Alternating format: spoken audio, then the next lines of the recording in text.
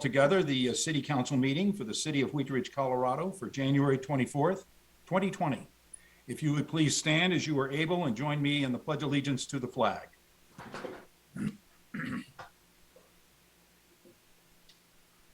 I pledge allegiance to the flag of the United States of America and to the republic for which it stands, one nation under God, indivisible, with liberty and justice for all.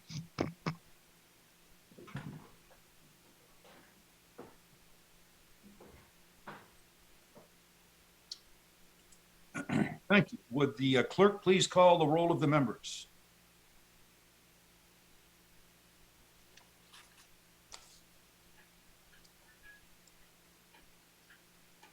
And Mr. Clerk, you're on mute.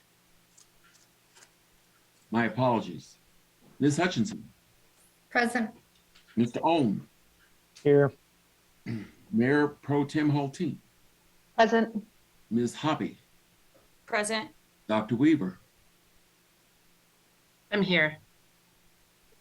Mr. Stites. Present. Ms. Dozeman. Here. Ms. Nosler Beck. Present. Mr. Mayor, all members of council are present. We have a quorum.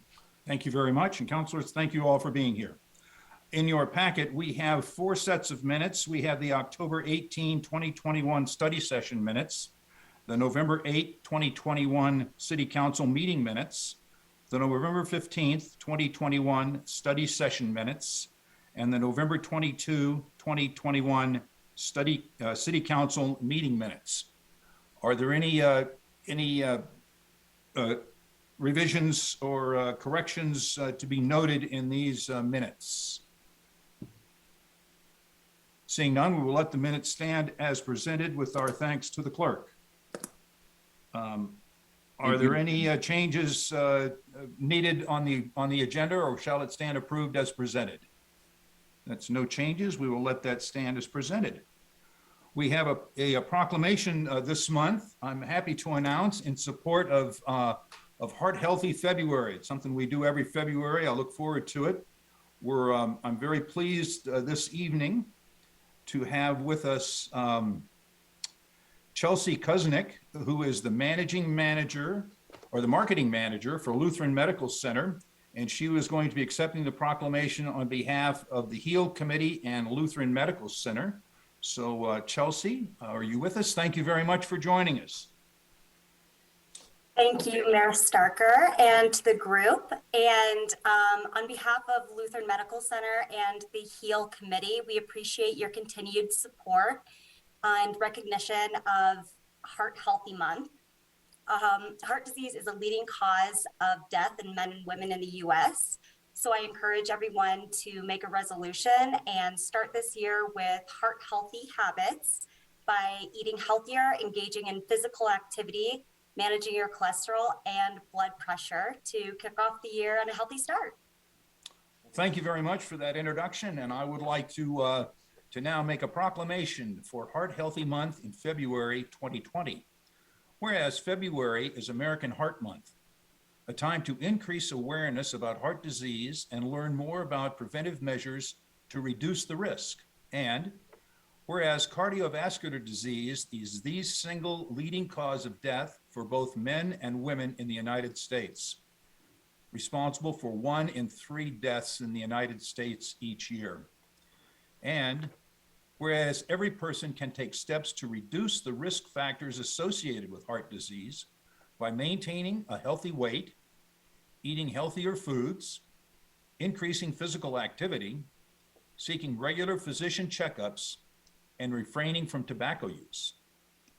And whereas the city passed a resolution in 2014 confirming the city's commitment to encourage healthy opportunities.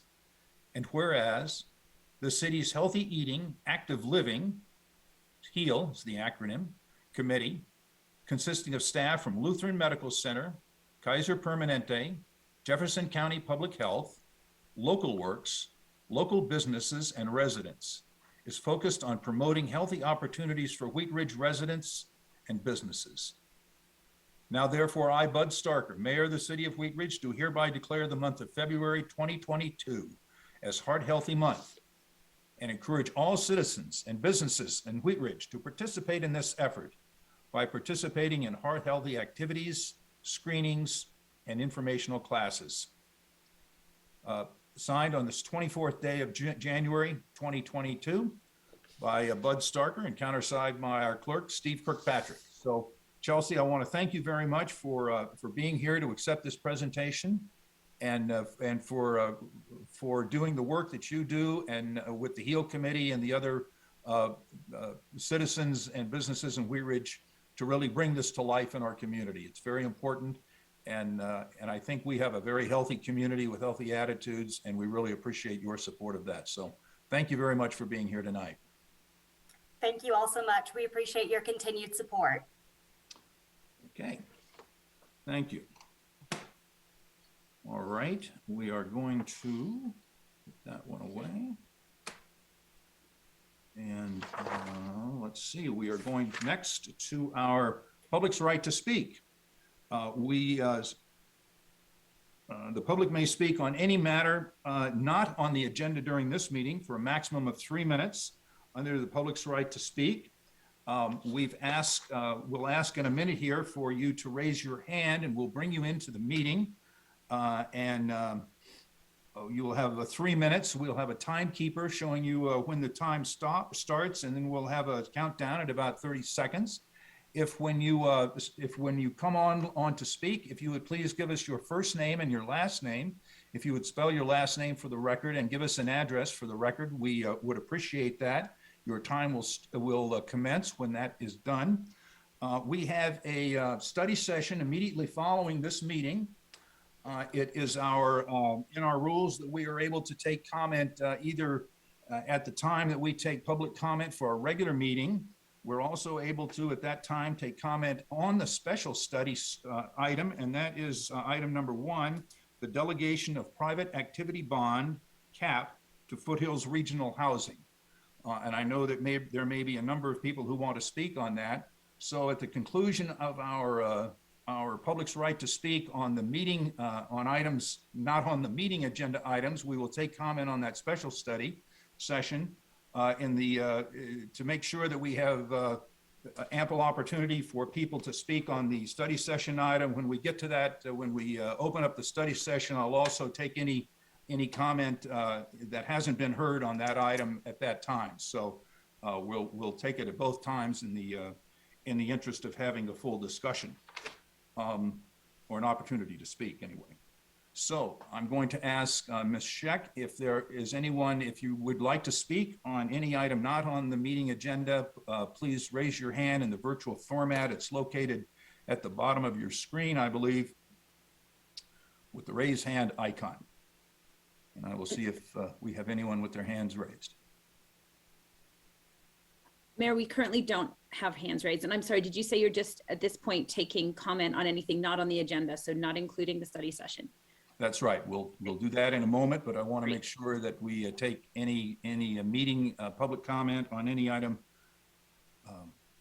in the meeting, not on the meeting agenda. It's a little bit complicated there, but any item that you want to speak on that's not on the meeting agenda, you may do so now.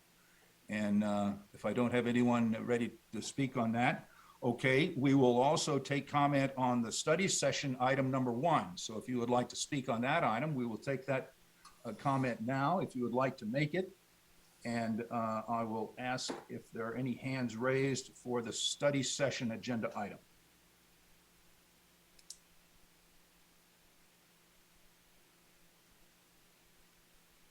Mayor, we'll go to Margie Robinson. Okay, please bring Margie onto the screen or onto the audio, however we're doing this.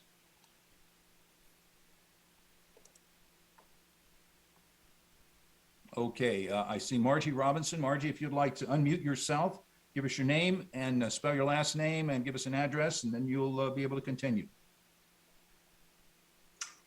All right. I'm Margie Robinson, and I live at 4 Hillside Drive in Wheat Ridge. And I'm interested in the study session. I'm concerned about the lack of affordable housing throughout all of Jefferson County. And if Wheat Ridge is able to allocate its private activity bonds to Foothills Regional Housing, then our city has a chance to contribute to the alleviation of this problem. With average rents for a one-bedroom apartment being around $1,600 a month, it takes about $100,000 of salary a year to be able to afford an apartment like that.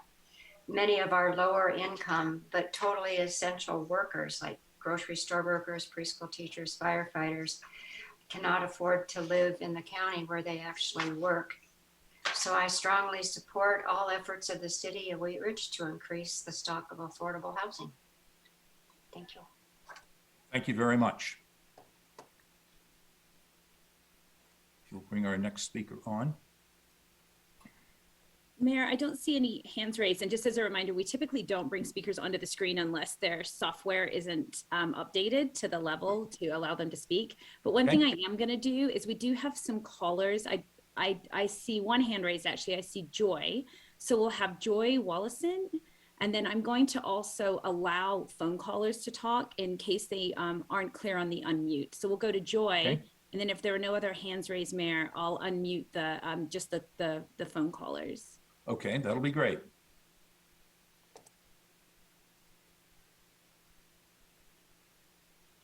Can you hear me?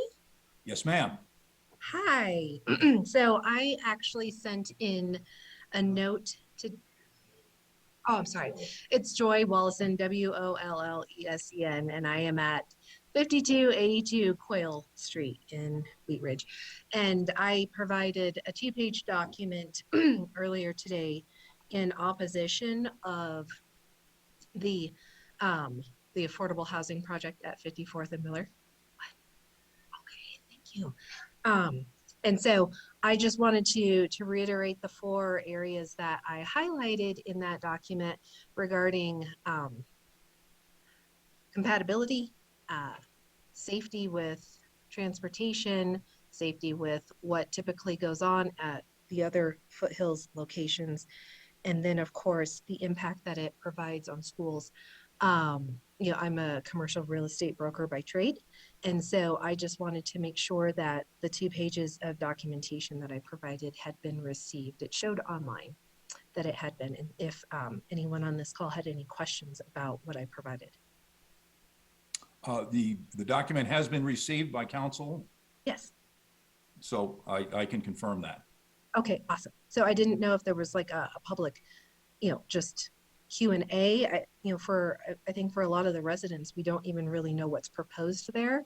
All we have to really go off of is what is on the Foothills website and what they've created in other places in the community. So I think it would be very helpful to understand what is even proposed here, besides just knowing 300 units. Like I said, I sell land quite often, and in other communities like in Idaho, you need to have so much parking per unit and then units per acre. And so I think it would be very helpful with the communities to understand what's being planned here. Because right now it's just very vague. Okay. Thank you. Just on the format of this forum, we don't typically do it as a question and answer. This is really an opportunity for the public to opine on this item. And at the present time, this is only for the allocation of the bonds, the available bond capacity of the city to forward that to Foothills Housing, not for any specific project. Got it. Okay. So there will be opportunity as this project moves forward into the design and the conception phase. There will be much more opportunity and information available to the public as it develops, and we will certainly make an effort to keep the public informed and provide an ample opportunity to opine on what's happening in the field, so to speak. Okay, great. And I think, you know, just going forward, again, I live right across the street from the Richmond Homes development on Quail. Literally, I look at the construction for the last 4 years. And I think traffic studies are going to be very, very important for anyone to get behind this project, simply because there are no sidewalks and it's only a 2-lane road on Ridge. And I know I'm probably really, really close to my time. So I just want to bring that up, that it's rare that we have ever seen traffic studies, because Arvada and Wheat Ridge have never been able to get on board and put together a thoughtful traffic study. So if one could be done with the proposed project, I think that's going to be very helpful for people to understand the impact that it's going to have on the neighborhoods. Thank you very much for calling in tonight. Ms. Scheck, who is our next caller? Sorry, Mayor. I am just, we have Jeff Moore, and then like I said, I'll also unmute the phone callers as well. So we'll go to Jeff Moore. Hi, everybody. I'm Jeff Moore. I live over on 5275 Pearson Court. Wheat Ridge, what else was needed? I think that's good. If you want to just spell your last name, we'll have everything in order. Moore. Thanks so much. Please continue. So I'm extremely concerned that we're going to put, 300 unit of what I call Section 8 or very low income housing, basically a half a mile from my house. I have to agree with what Joy was saying. The infrastructure is not there to support this. We are stacking houses and apartments on top of each other. On this area, Ridge Road is a 2-lane road. We don't even have, and I've looked at the plans, there's no plans to put a sidewalk between our property and the Ridge rail line or the other direction to the Ward rail line. So my wife is a flight attendant, and she would have to drag her bags down the street in the winter, uphill both ways. And nobody's looked at this from the infrastructure side of it. The other comment that was made was, this is affordable housing for the people that work at King Soopers and everything else. It's not. Somebody working at McDonald's making $14 an hour is making too much money to qualify for this. They are above the 60% AMI. So this isn't affordable housing for people that have jobs. This is basically housing for people that have no skin in the game, and essentially the people that group around by, begging for your change at the corner of Kipling and I-70 and all the rest of these intersections. This property is going to back up on people's houses that are worth, $70,000, $80,000. Our property is going to crash. And, I, for one, will, before this happens, I'll move. And, it's unfortunately, they call it the white flight, whatever. But yeah, it's true. I mean, why would anybody want to pay $80,000 for a house in these neighborhoods, only to have, all the crime that comes with this low income? And we can look at it. Yeah, I see. We can look at it and look at the American Hotel down there and look at the crime and everything that's happening there. That's what we're going to bring. And I give you back my time.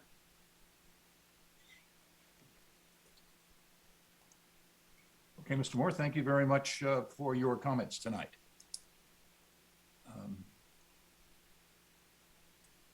Ms. Scheck, Mayor, would you like to bring our next speaker on? Thank you, Mayor. I don't see any hands up. Again, if you're calling on the phone, I've given you permission to talk, so please unmute if you would like to speak. And for anyone else, please do raise your hand.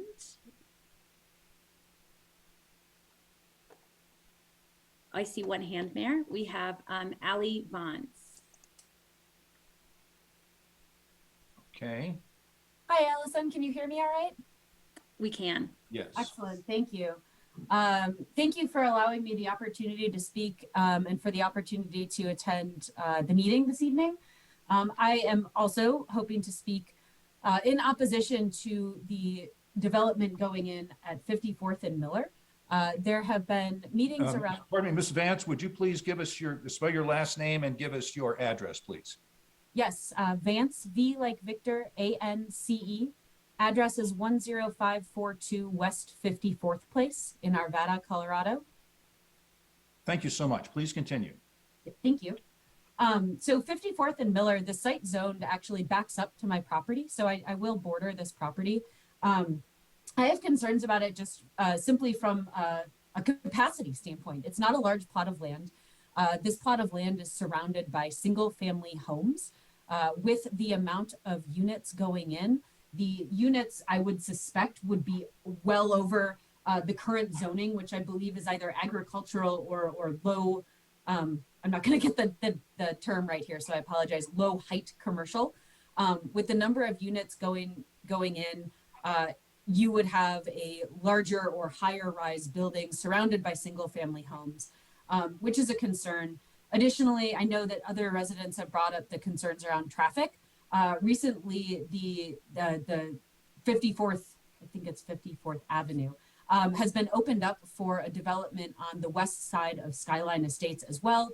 We've seen issues with traffic already. In addition to traffic, we've also had problems with drag racing on that road.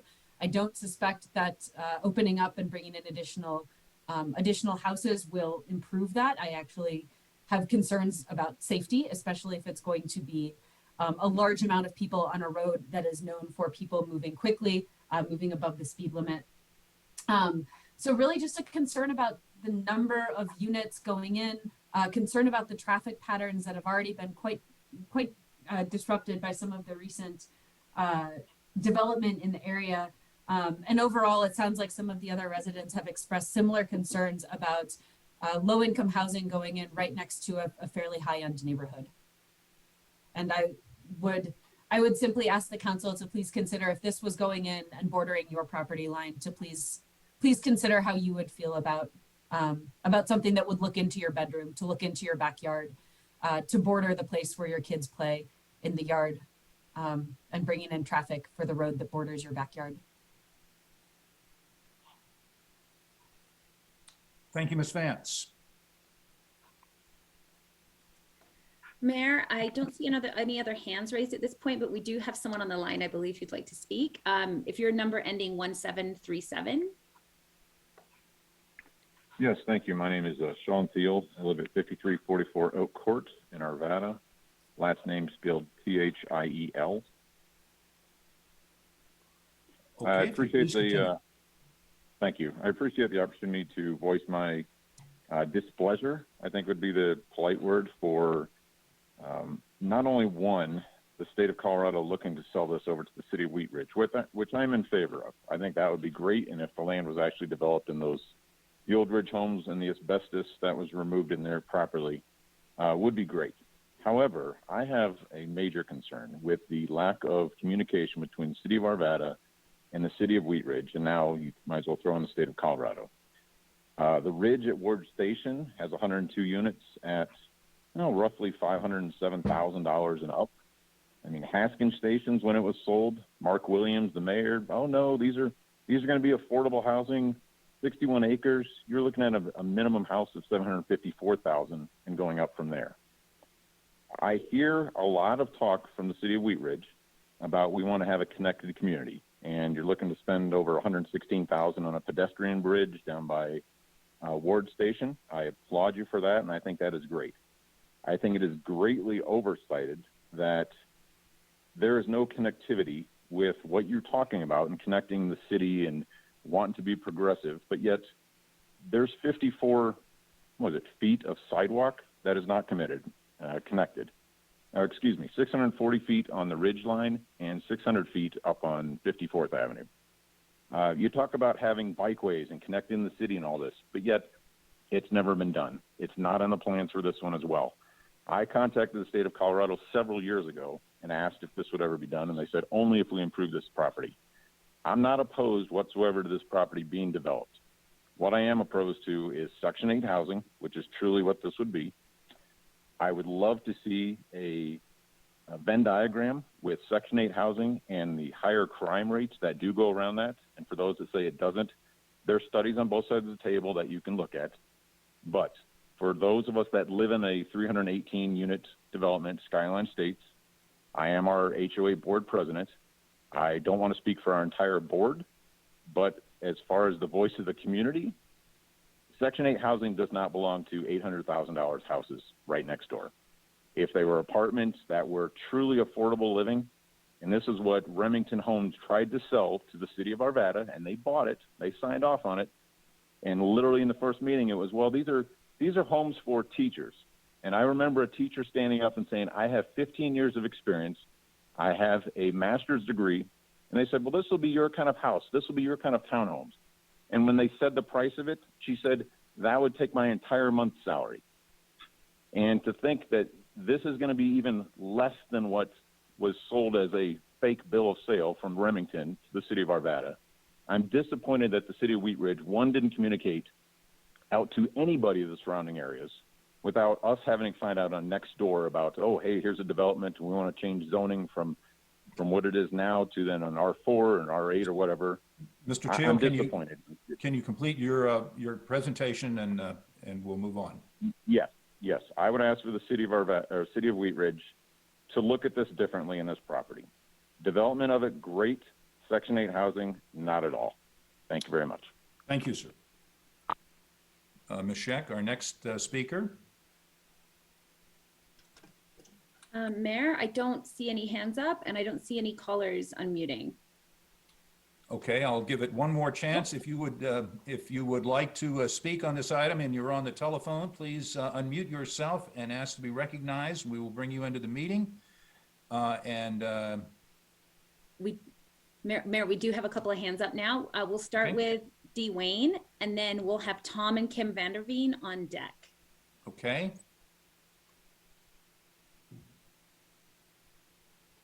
Mr. Dwayne, you're muted right now. Here we go. Can you hear me now? Yes, sir, I can hear you now. If you'd please introduce yourself and give us an address, you may commence.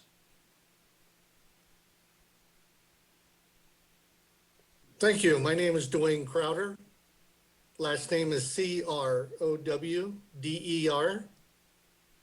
And I have the property at 5360 Nelson Street. My property would back right up to this proposed project. Thank you very much.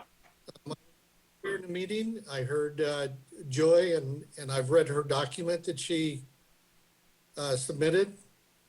And I just heard the topic of Chantil, who just spoke to the board here. And I got to agree with both of those. Being a close proximity to this project, being a property owner there, knowing why I bought the property, in the neighborhood I wanted to live in, this was not why I bought into that neighborhood. I can reiterate everything these Joy and Sean have brought up.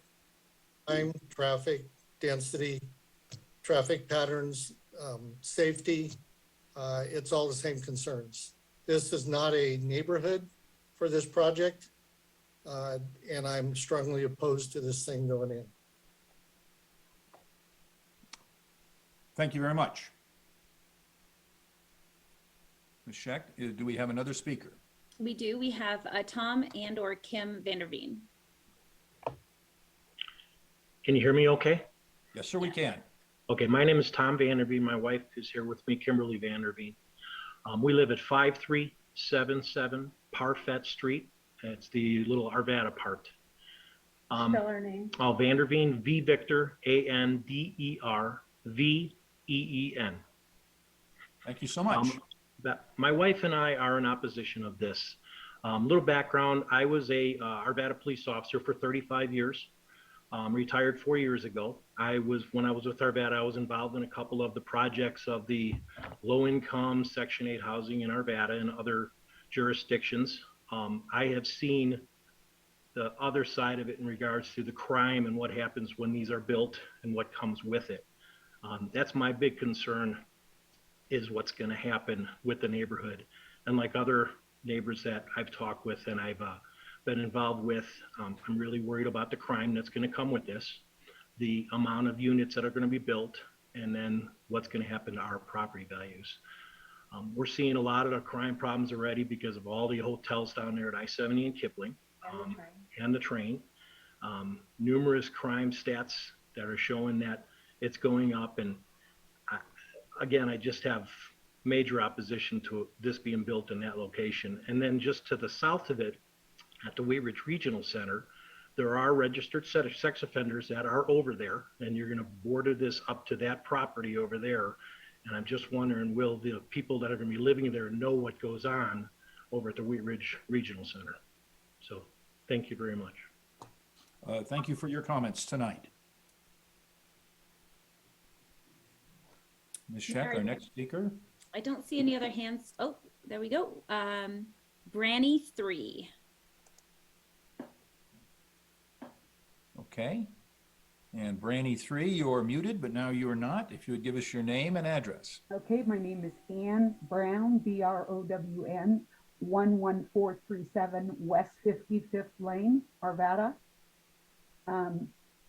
I also live in the Skyline area, very close to this plot of land. And I don't want to be long-winded. I just want to say I ditto what those in opposition are saying. I don't want this to happen. And I will keep voicing that as we go along. So I agree that this shouldn't happen here. So that's all I have to say. Thank you. Okay, thank you very much for calling tonight.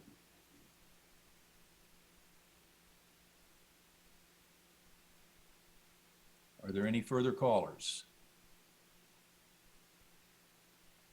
No, Mayor, I don't see any other hands up. Yep, there we go. I have one who's already spoken.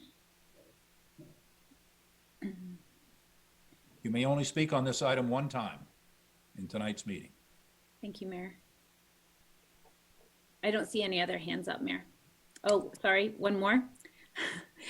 Just to those that are speaking, if you would like to speak, please do raise your hand at this point. Thank you. And this is Sarah Swedick.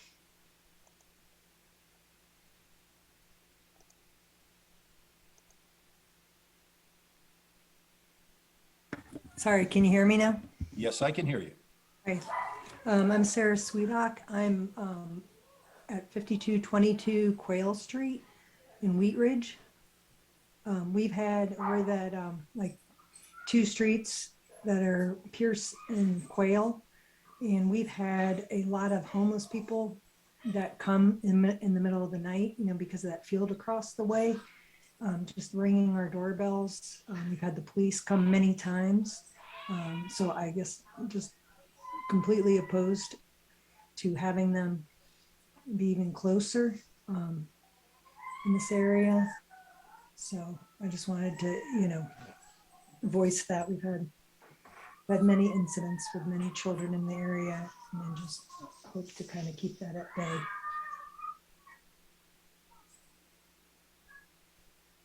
Okay, thank you very much for calling us tonight. Mayor, next up we have Armando Blanco.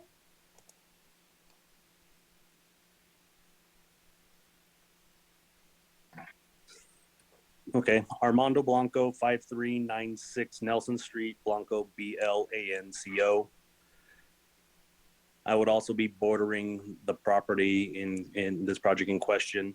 Thank you for the opportunity to make my position known, at least as a community. I think we vehemently object to furthering this project just for the reasons stated, right? The first and foremost is safety, right? For crime and for the transients, especially on the rail line. You guys know the stats on that. The density of the property seems off, especially for this type of neighborhood. Traffic, of course, and then of course land values. Those are four. These are for the huge point or speaking, or just 4 points that need to be addressed for such a project to kind of even get further. I don't mind having, of course, we don't mind having low income housing, but nobody wants it next to them. That's the always the issue. So would it, where else in Wheat Ridge could we put this would be the better question, because this is not the project or not the land parcel for that type of project. And so once again, that's kind of just my take. Definitely opposition on this one. Thank you for your time. Thank you for calling us tonight. Mayor, next we have Ken and Kelly Haig with Erica Nolan on deck. Yeah, hi. My name's Ken Haig, and I'm here with my wife, Callie. It's Kally, and our last name is Haig, Haag. We live at 5315 Newcomb Street, directly across the street from the Arvada Fire Station 2. And so we just wanted to, obviously, like many other people, express our displeasure with this. I will be short-winded as well and echo everything that everybody else has said, and I won't repeat all that. The one thing that I will say that others haven't brought up is once the Arvada Ridge Station was built and the bonds were passed, and some of this issue is with Wheat Ridge and Arvada being, I live on one of the two Wheat Ridge streets in Skyline Estates. We passed, I want to say, a bond a couple years ago that was supposed to improve Ridge Road and build sidewalks. So, and that was never done. And so the only safe way for me to walk to the Arvada Ridge light rail station or commuter rail station is to walk up Newcomb over to 54th and then down Miller Street, which would go right in front of this low income housing because there's no sidewalks, and on Ridge Road that would go towards that. And that's just, you know, it's a safety issue. And again, it's just, this is a bad idea for all the reasons that people have already said. So I just wanted to state my opposition, and thank you so much for your time. Okay, thank you very much for calling us tonight. And next, Mayor, we have Erica Nolan. Hi, this is Erica. My husband and I live at 5353 Parfit Street. Thank you for the time to chat. I think just wanted to kind of voice our opinion with the other residents of Skyline being in opposition to this. I think in general, we're not opposed to developing land. That's happening all over Metro Denver. But this development, as others have said, doesn't seem appropriate for this area. I think you see just to the west of us a lot of density being added in a much more thoughtful, integrated way. And I think we have concerns with a lot of the similar things that folks have mentioned. So, you know, particularly around the density, I think someone mentioned there are over 300 units in Skyline spread across a much larger swath of land. So getting that number of units and things like cars, you know, seems to be a bit of a tall order for the size of plot that's there. I think we're also concerned about the crime and definitely the traffic. And so, you know, certainly happy to engage in this process. I think the other thing that kind of caught us all off guard was just the nature of this discussion, right? Like we only really found out about this way, what feels like the back door. You're hosting this town hall at a late hour. I think it was actually supposed to slate at 9 p.m. And so it just, you know, doesn't feel like you're really engaging with the stakeholders in a way that you really want to partner, which I think leaves a lot of people with a bit of a raw feeling. So hopefully we can work through that. Thank you very much for calling. Just a couple of points of clarification. This meeting is scheduled to commence after our city council meeting, so we wanted to make sure that everybody understood that. And this is once again the topic of this study session is to talk about activity bond capacity, and for no project in particular. So. Thank you very much for calling tonight. Ms. Scheck, do we have an additional caller? Mayor, I don't see anyone with their hands up, and I don't see any of the other phone callers unmuting at this time. Okay, we'll give it just a couple of more seconds here to see if anyone would like to opine on this. I want to make sure everybody has an opportunity. No one else, Mayor. But if we've gotten to everybody, I want to thank all of the callers that called. We appreciate your comments. The council will take them under advisement. But thank you very much for coming and speaking up on this issue. So with that, I'm sorry, Mr. Mayor. Mayor Pro Tem asked me to, just in case a lot of our callers drop off and do not want to sit through the first meeting, just make sure that we clarify, as you have done a couple times, that again, tonight's study session, we apologize if there was any confusion. It's just our annual allocation of private activity bonds, which we do on an annual basis this time of the year. And for the last 3 years, we've been giving those private activity bonds to Foothills Regional Housing. They did provide a memo that did reference a couple projects in Wheat Ridge that the private activity bonds could be used for. But as the mayor has mentioned numerous times, there is no project at this point. And tonight's action only is the question about if the private activity bonds should be delegated to Foothills Regional Housing. Of course, if there is a project that moves forward in sometime in the future, the property would probably have to be rezoned. So there would be a very public engagement process, and everybody would be able to provide more comments in the future. But again, tonight is just about private activity bonds. So thanks. And I guess in connection with that, and for hopefully all of our speakers are still on listening to this, a lot of times we get the call that the word goes out very late in the process. And I want to assure you that that if you're hearing about this project and these activity bonds, this is at the very beginning of that project. And so if you are a concerned citizen and want to follow this, please stay tuned to your public channels. The city has a robust communication strategy and a lot of channels that you can stay informed about what's happening on this project, if this project or other projects that we may give activity bonds to for Foothills Regional Housing. That's all part of the public record, and all of those notices will show up. So thank you for coming tonight. We appreciate your input, and we hope you'll stay engaged in the process. With that, we will close our public's right to speak, and we will go to agenda item number 1. This is our consent agenda, and I will go to Councilor Stites, if you would please introduce this item. Thank you, Mr. Mayor. Consent agenda item number 1A, motion to approve the purchase and payment of 2022 vehicle replacements and additions and the installation of lighting and auxiliary equipment in total amount not to exceed $862,008. At issue, 12 existing vehicles in the city's fleet are programmed for replacement in 2022. In accordance with the city's vehicle replacement policy, 4 additional vehicles are proposed for purchase as new additions to the city's fleet for police department patrol operations and Parks and Recreation Department forestry and open space operations. The cost of the vehicles is $695,308 plus $166,700 for auxiliary equipment, decals, marking, and other miscellaneous equipment for the total cost of $862,008.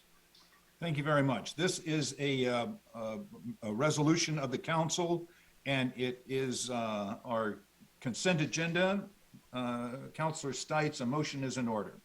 I move to approve consent agenda item number 1A. Do I have a second? Second. Okay, raise your hand. Ms. Hoppy got that. We do not take discussion. All those in favor of the motion, please signify by raising your hand, and will the clerk please count the votes?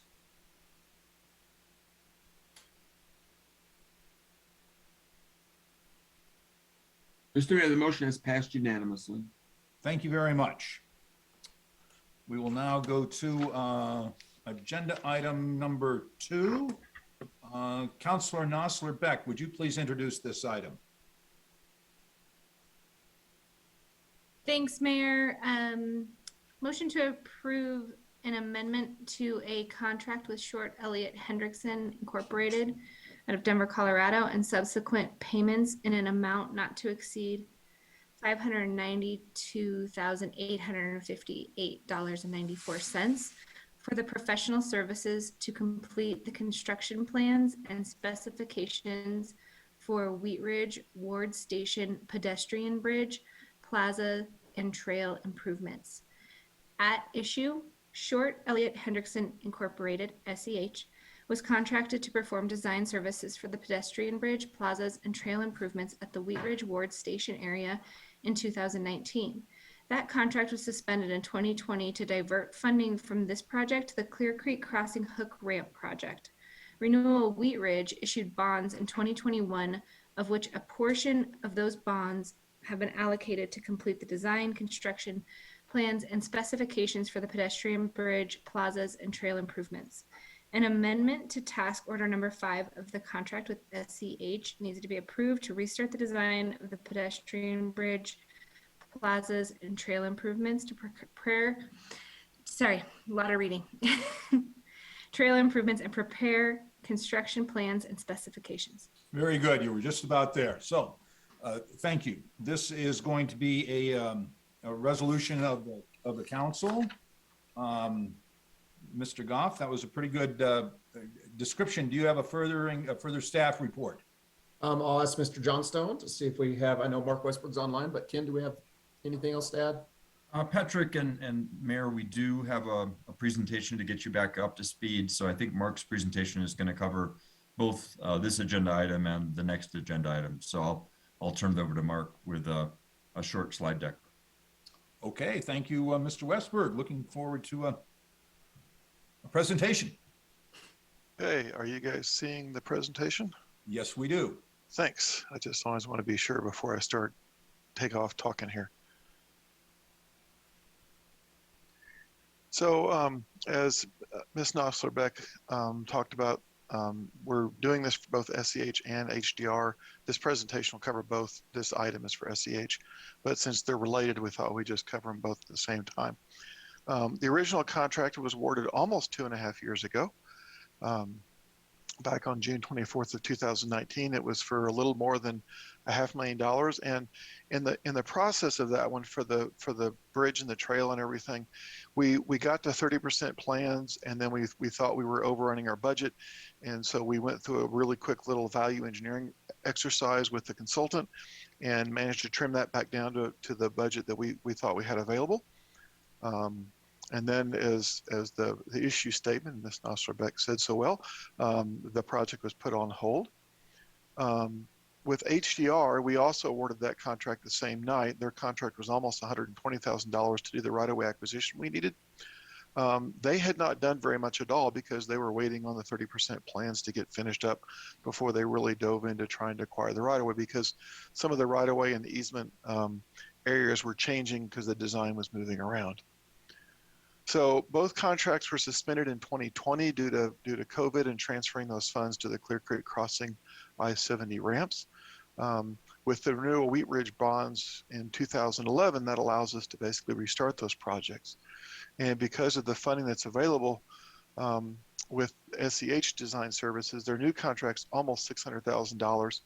And we're going to be restoring some of those things that were moved during VE. During the value engineering exercise, we identified several things that were just sort of inefficient design, if you will, and so we took those things out. We're not putting that back in. We're just gonna. We also took out some aesthetic elements that we thought would be great to have, but weren't essential for the functioning of the bridge and the trail, and we're going to be adding those elements back in also. And we've just, since that original contract was done in 2019, like everything else, things are getting more expensive. So. The consultant world is getting a little more expensive, and so that's why this contract's actually higher than our original contract, because we're sort of starting over on a lot of things with adding in those value engineering elements. The right-of-way acquisition services with HDR is a new contract, and it's about the same amount. It's actually a little bit less. I think just as we move down the path, we realized that we could maybe trim out some of the stuff they had in their budget back in 2019. So the things we're adding back in on the pedestrian bridge, there's 2 stair towers and elevator towers on either end of the bridge to get people from grade level up to where the bridge is. And so we had originally spec'd out having a snow melt system on those stairs, and we removed that as not being essential. Our Parks Department will be thrilled that we're going to add that snow melt system back in so they don't have to go shovel the snow off those stairs when it's snowing. And the bridge is covered, but the cover stops short of those elevator towers. And so we're going to go ahead and add roofs in to connect that bridge to the elevator towers so that people can stay under cover all the time. We're going to add some decorative finishes back to the bridge supports. We had removed those, and we think they really add a lot to the aesthetic of that rather large structure. And then some color changing LED lights that we'd originally programmed for the bridge, the elevator towers, and possibly the stairs. We're still looking at what can be done to that. But you've seen what LED lighting, I'm sure, around the metro area can do to a structure like this, and it can really do some phenomenal things. So we're gonna see if we can't add those things back in. Another big area that got cut was in the South Plaza area, which is, this graphic is sort of our rendering of that. For cost savings, we had put asphalt paving in the little roundabout area there, and we're gonna put concrete back in there.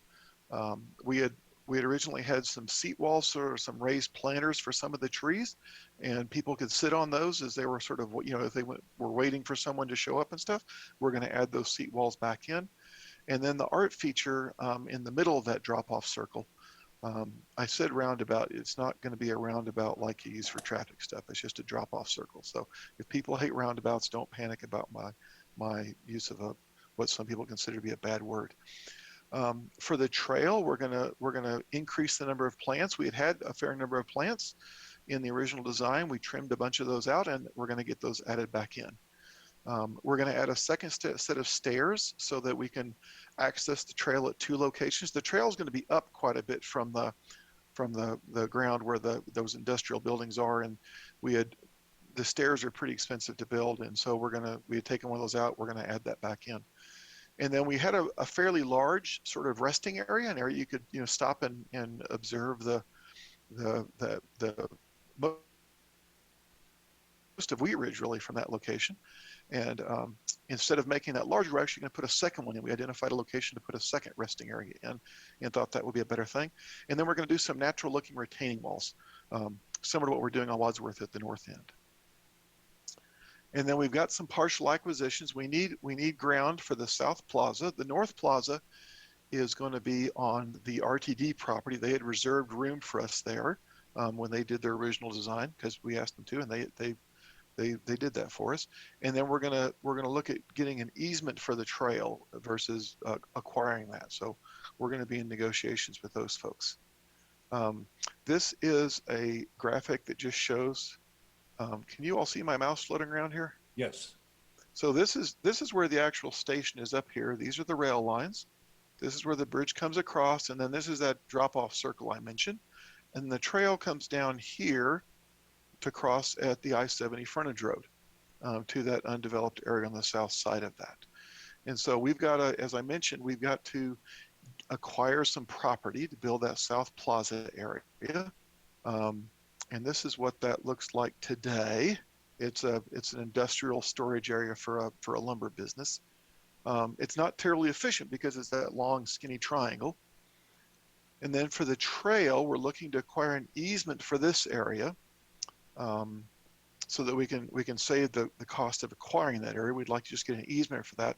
And sort of our trade-off with those property owners down there is that we would then maintain that area. And that's what this looks like. This is at the existing cul-de-sac on 49th looking south. So that's the slope we're going to be building the trail on. And it stays on top of that slope for quite a ways down there. And then this is sort of down in the parking lots for the industrial, sort of looking back up at that slope with some of the existing trees and things that are there. And then there's a cul-de-sac that we don't need anymore. So part of our deal with that lumberyard property owner will be, as we acquire the triangular shaped piece of yellow property, we would swap them with the green shape, vacate that right away. That's the existing cul-de-sac. We think that area, we're hoping that area will be much more useful to them because it sort of squares off their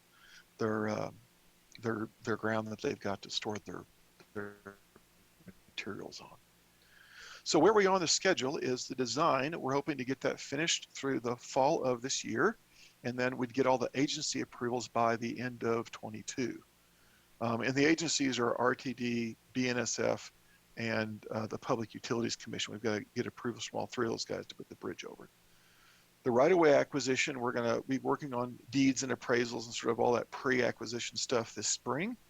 And then starting later this spring through fall, about the same time as the construction plans, we'll be working on acquiring that right-of-way, both doing sort of the land swap at the north end and then getting that easement for the trail. And then winter of 2022 through early 23 is going to be bidding and award. We'd expect to come to council in maybe January of 23 to get this project award and then start construction in the spring of 23. Now, that last part of that's a huge giant caveat because those agency approvals are a tremendous scheduling wild card.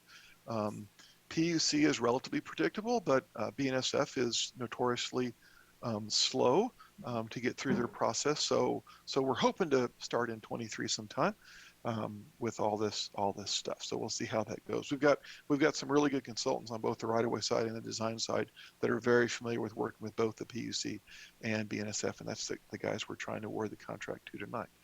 So this is just a little graphic that we prepared of the bridge itself, and that's really all I've got. We just wanted to sort of we've got some new people on council probably since we awarded those original contracts, and just sort of remind everybody of what we're doing and where we're at and what we're adding back in to really hopefully make this project pop from an aesthetic standpoint. Well, thank you very much, Mr. Westberg. I'm glad to see you know, in this drawing that roof structure go all the way to the all the way to the elevator. That certainly is a design improvement, and it sounds like you've made some good progress on really making this a great feature at that location. So thank you for that presentation. Before we go to questions from council, I would like to open this up to any questions from the public. If you would like to speak on this agenda item number 2, now is your opportunity. If you would raise your hand in the virtual format, we'll go to Ms. Scheck and see if we can, if we have any questions, we'll bring those folks into our meeting. I don't see any hands up, Mayor. Okay, then we will move past our Mayor, sorry, we do have a hand up. Okay. Sarah Sweedock. Okay, once again, if you would please give us your name and do the spelling on your last name and your address. Hi, this is Sarah Sweedock. I'm at 5222 Quayle Street. I guess I'm just a little confused as to why we're doing this whole building around that area when we have like only houses going in this area. There doesn't seem to be any commercial property or infrastructure to support. Like Ridge Road is 2-lane road today, and we're putting all this stuff in this area with nothing to support it. I'm just extremely, I think looks really pretty and nice, but it's like it's a bridge to where? I mean, it's going over, it's heading south to an area that there's no sidewalks, it's not hooking up to a trail, it's just going, you know, south. So I'm just confused as to where this is coming from, as opposed to focusing on it, improving our infrastructure. Somebody else had mentioned about, sidewalks, about grocery stores or convenience stores, across from all these stations that are happening. I mean, maybe I'm coming late to the game. This is already in the plans, but as far as I can tell, everything's just residential that's going in right now. I'm very concerned about the amount of people and how people are going to get around.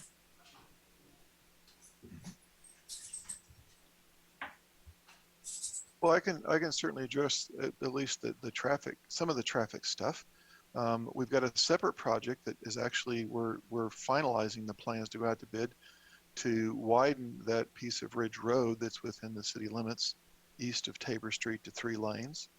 I understand that Haskin Station is widening the entire frontage of their frontage to 3 lanes. So Ridge won't be a 2-lane road anymore for the areas on either side of the Wheat Ridge Ward Station. We're also improving Tabor Street and also making 52nd Avenue from Tabor Street to Ward Road a 3-lane road also. So we are, as a part of all this, we will be improving those streets. Like I said, that's a separate project from this one. This was part of our 4E projects, Building for the Future. There are, on the south side of those railroad tracks, there are a number of business parks in there. So I think part of this may be to provide connectivity for the employment uses that are on the south side of the railroad tracks. Is there any other members of the public to speak on this item? Mayor, I don't see any hands up, but if we could, it's been a while since we've been in this virtual format. If we could just I'd like to remind those that are on the phone, if you would like to speak, you can raise your hand by pressing *9, and that'll show me that you do want to speak. And then I'll allow you to talk, and then you press *6 to unmute. So again, we'll just maybe, Mayor, give it a second here to see if anyone would like to press that's good. No, *9. glad to refresh all those instructions. I've got to confess that I don't remember all of the details, but thank you for refreshing us. So if you are on the phone or joining us in the Zoom format and want to speak on this item, we're happy to have you. So you can, if you're on the phone, press *9 and then we will bring you into the meeting. I don't see anyone else that would like to speak. Okay. All right. If we haven't seen anybody else at this time, we will pass on our move past our public's comment and go to any questions from council. Councilor Weaver. Thank you, Mayor, and thank you, Mr. Westberg.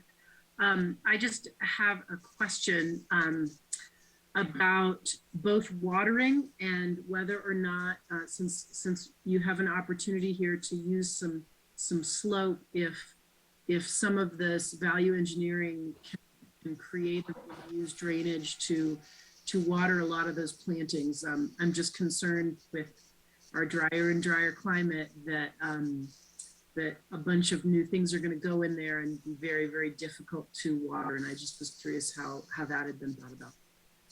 Yeah, we do plan on irrigating, but we're also doing xeric materials. So this will all be native plant species and you know, things that once you get them established, they don't need a lot of watering and maintenance, because it will be difficult to maintain things on that slope that's there. So we have kept that in mind. Our parks folks have been very involved in reviewing the design and making sure that what we're doing is maintainable, easily maintainable for them, and in trying to keep all those things into account. Great, thank you. Thank you. Councilor Ohm. Thank you, Mayor. I just have one question on the who is going to be performing some construction observation services for this project?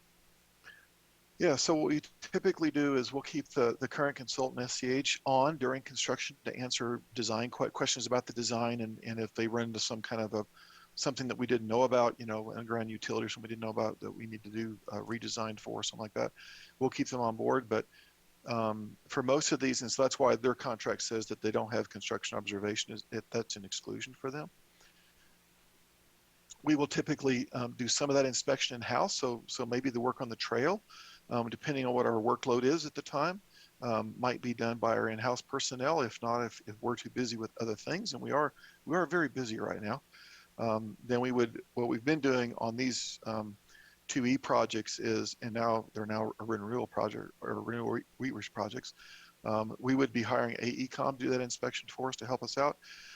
For sure, for the pedestrian bridge and the elevators and all those things that are associated with that structure, we're going to have AECOM's folks do those inspections for us.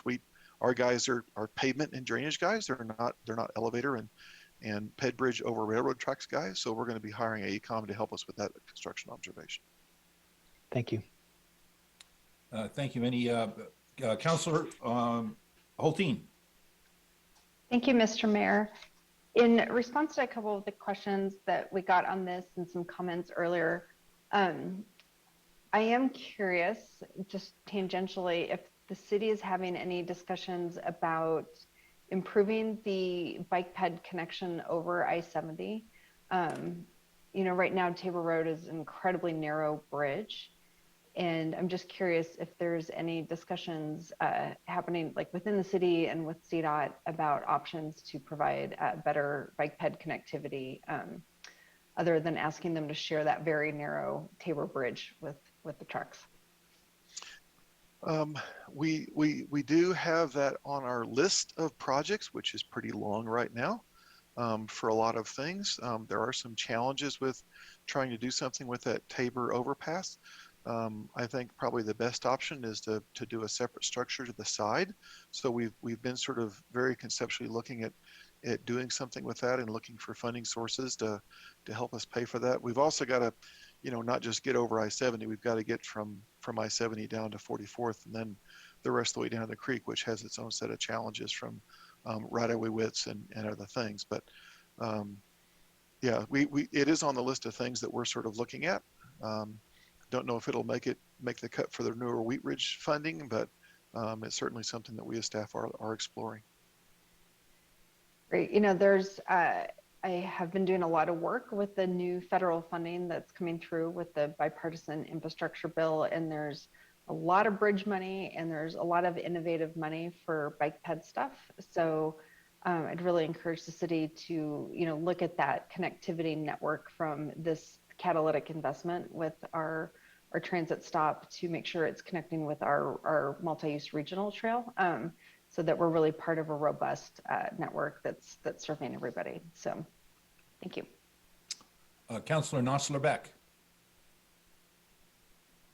I guess just to also add on to what Councilmember Hulteen was speaking to, I would like to see if there's a way for us to also address some of the other issues that were brought up by some of our constituents in District 4, where they were talking about the connectivity, and we're just talking about blocks of sidewalks that, there's a block of sidewalk and then it disappears because it depends on which city it's in or which, development and what easement it falls under. I think that if we're going to get creative on that connectivity for the rest of the city to the Ward Station, I also want to make sure we're prioritizing those neighbors who are basically across the street from Ward Station, having some more connectivity options there. Thank you. I might just jump in response to that and some of the previous questions. I think, we appreciate council's support for kind of the long-term vision for this area. Whether that be the connectivity over I-70 down to the heart of Wheat Ridge on 44th Avenue, we definitely are going to continue looking at opportunities there. Better sidewalk connections along the I-70 North frontage road are certainly a priority.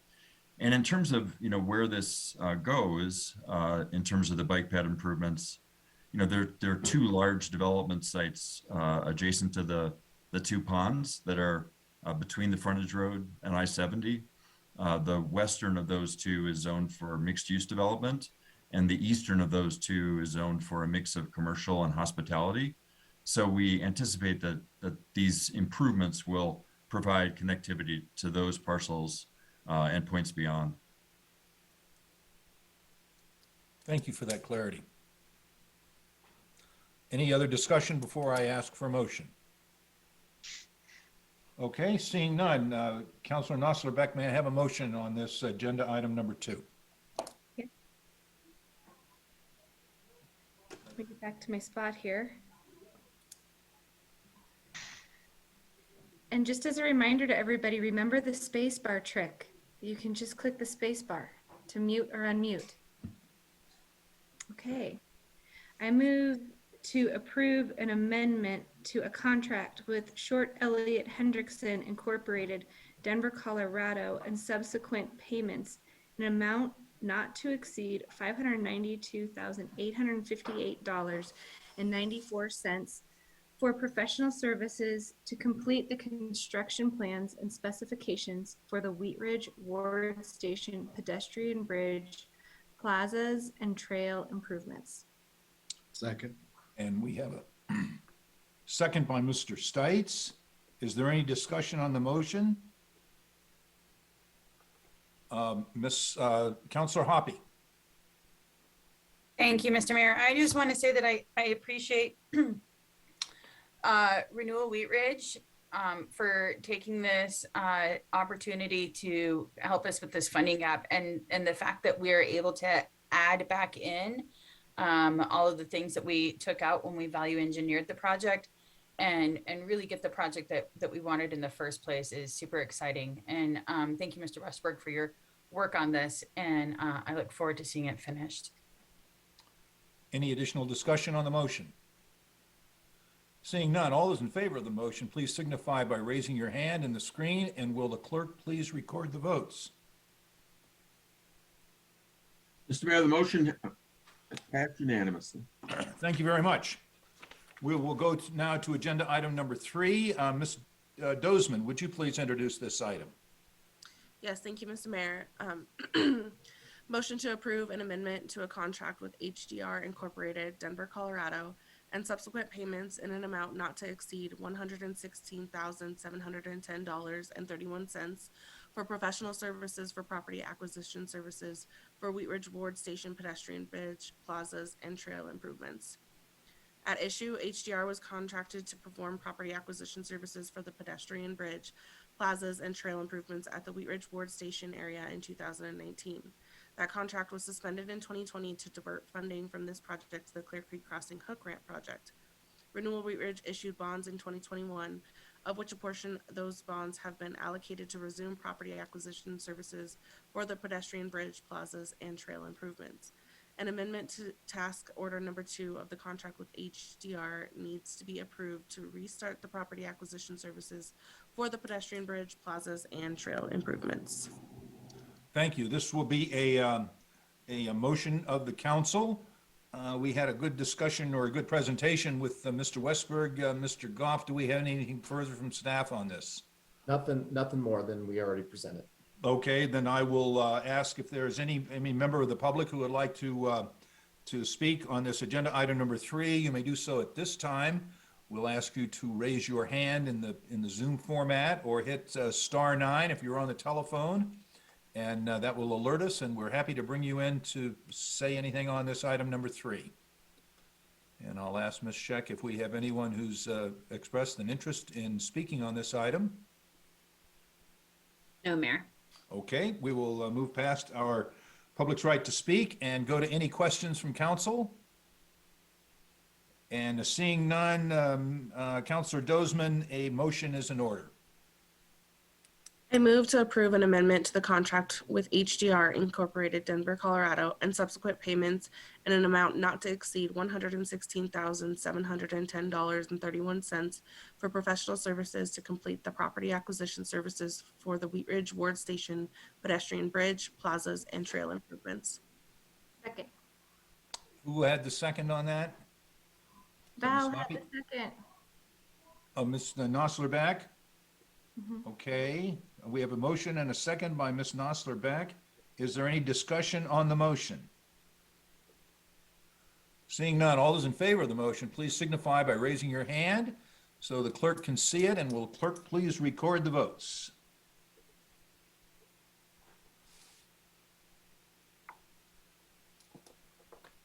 Mr. Mayor, the motion passes unanimously. Okay, thank you very much. That brings us to the end of our agenda items. We'll now go to city managers matters. Mr. Goff. Thank you, Mr. Mayor. I have a few things, but I'll wait till after, at the conclusion of the study session. Okay, very good. We'll go to city attorney's matters. I see Mr. Dahl here on the phone. Anything tonight, Mr. Dahl?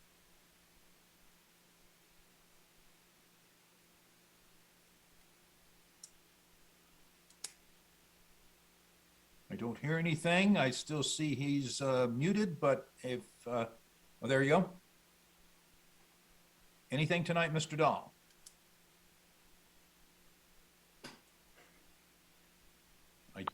I can't hear you if you're trying to talk. Now, I see a square, but I don't hear any audio. It's hands up, Mayor. Mr. Dahl, if you can hear me, you should be able to speak, and we should be able to hear you. I know you're having all kinds of issues up in the foothills tonight.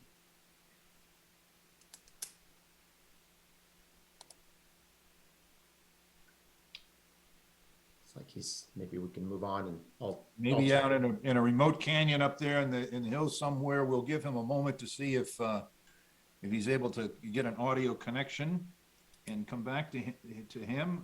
We will in the interim. Sorry, Mayor.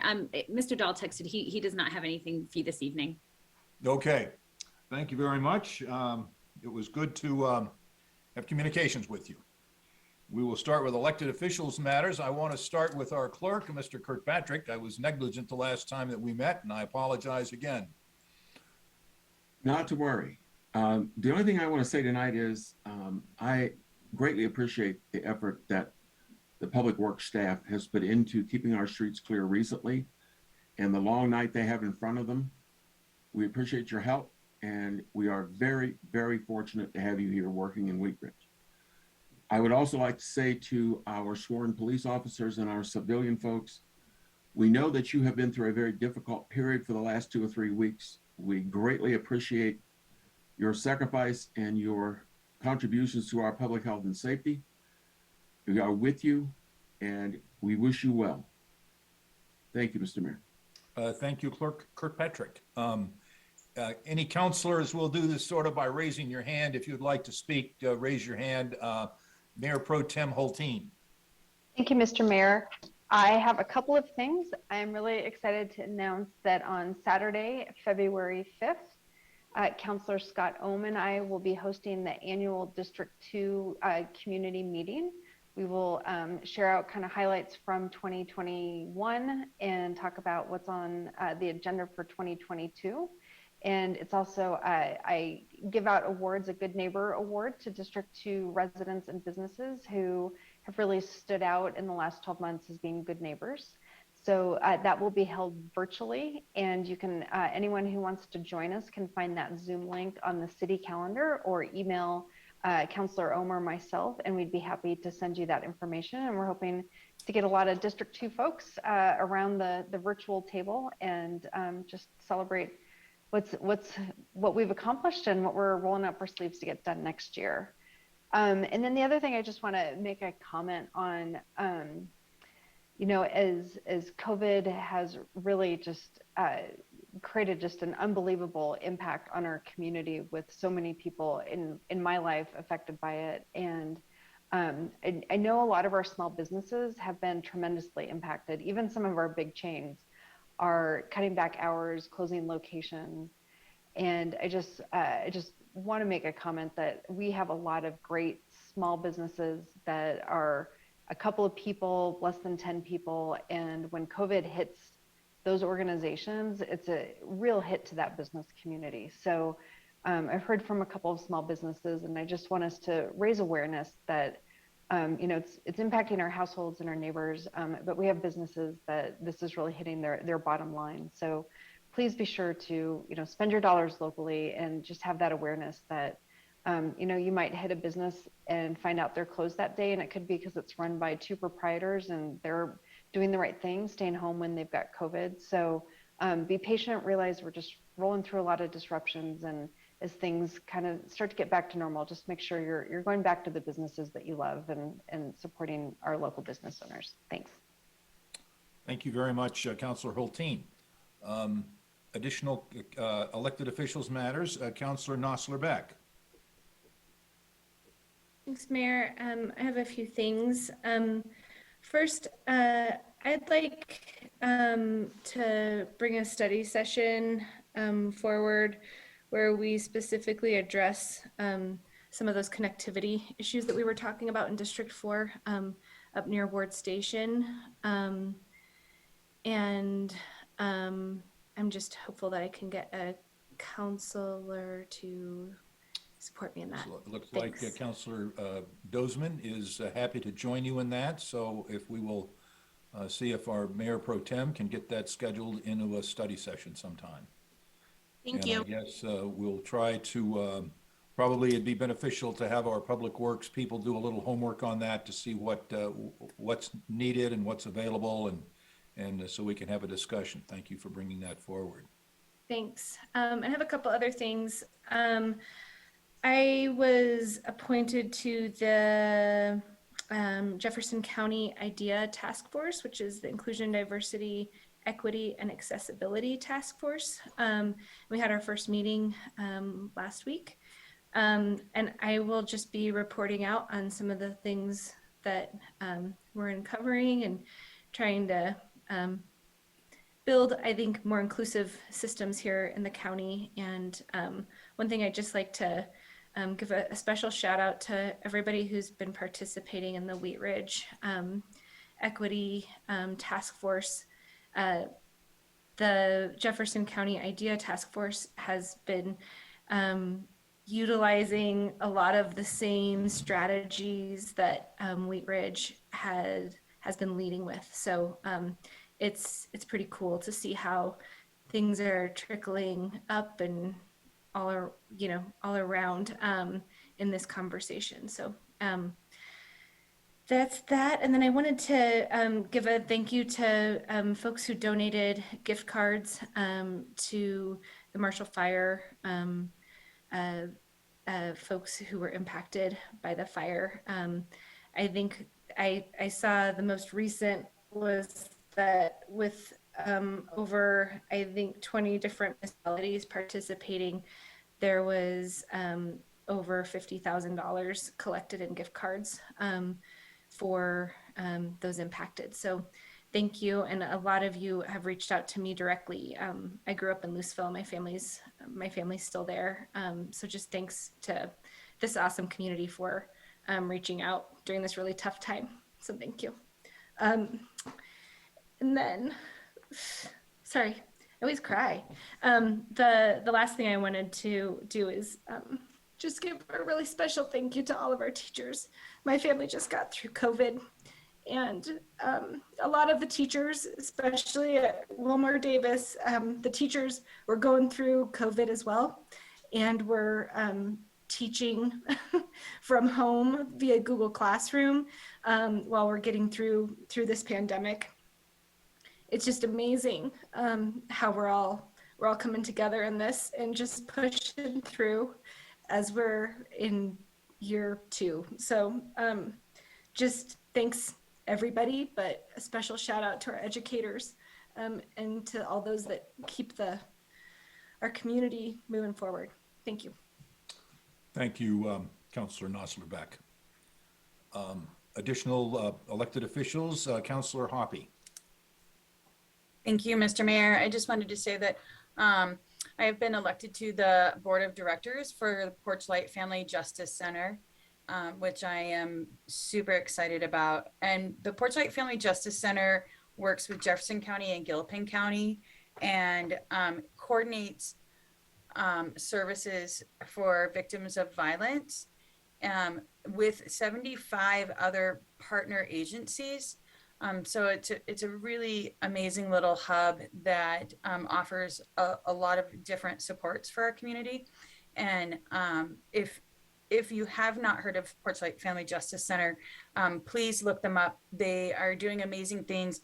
This is definitely having a justice center for our victims in our community is a major step forward. And also it's something that I hope all communities will be able to come to in the future. But just an example of one of the services that they offer there, they work with on-call volunteer nurses and doctors.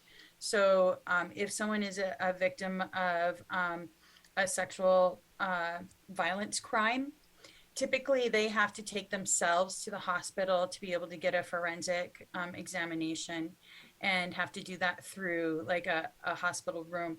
Well, the Porchlight Justice Center actually has their very own examination room. And so now our police department, instead of directing the person to take themselves to the hospital, can bring them to the Justice Center, and they'll work with an on-call doctor or nurse to be able to do that. And for just for that, it's those types of things that really help victims work through their trauma. And so it's a really amazing addition to our community. I'm very excited to be a part of their board. So thank you. Congratulations, and thank you for working on that. That was That's been a great asset coming to our community, and it's really great to have you involved with that. Additional elected officials matters. Mr. Stites. Just real quick, Mr. Mayor, Ms. Weaver and I have our District 3 meeting coming up. We're planning it for February 12th at the moment, but we'll get back with more details on all of that in the next week or so. So that'll be February 12th. And as Ms. Holteen said, a lot of bars and restaurants right now in Wheat Ridge and in Denver Metro and all across the country are really hurting with the COVID surge. So if you're not comfortable going out, order in. I know last year we did a lot of things to get people to order in. Now would be a good time. Speaking to a lot of restaurant owners, things like that, they're hurting. So now would be a good time to get out and order food in and whatever you can do to help support those local businesses. Thank you. Order in or carry out or gift certificates are another way to help local merchants, you know, at a time when it's certainly true about slow January. It's been a slow January and at our place. So thank you, Mr. Stites. Additional elected officials matters. Okay, we will wrap that up. I wanted to report back on an interesting opportunity I had today to meet with Senator Bennett, Representative Perlmutter, Mayor Williams from Arvada, CDOT Executive Director Shoshana Liu, and about a slew of people from CDOT and the media over at I-70 and Ward Road to talk about new bridges that are coming to the west side of the metro area, many of them in Wheat Ridge. I think they're actively about to start bidding a project to replace the 32nd Avenue Bridge at I-70 in about Actually, 6 weeks. construction, Mayor. Beg your pardon? Sorry to interrupt. That'll actually be construction. I think they've Okay, already put that out. that's already under construction on that one. In about 6 weeks, they'll go out to bid for a new bridge at I-70 and Harlan Street. After that, there will be new bridges at Ward Road and I-70, 44th Avenue and I-70, Highway 58, and I-70 is on the schedule also. So it was really a great opportunity to look at new infrastructure that's a combination of federal dollars and state dollars from SB 260 on making infrastructure investments in our road and highway systems. And I think it's really going to help the people in our city and in Arvada and Golden and people transiting through our cities to be able to travel more safely and efficiently. And I think it will also help provide the pedestrian and bicycle safety and new avenues of transportation within our community. So I really want to express my really appreciation to our federal partners and state partners and local partners, because it takes everybody sort of working together to bring this funding to bear. But look for more construction on those highways. With that, if there's no more business to come before this city council meeting, we are going to stand adjourned. So that meeting is adjourned. We're going to start our study session in about 8 minutes. So a little bit, almost 20 till. So take about 8 or 10 minutes and refresh yourself, and we'll be back to do our study session.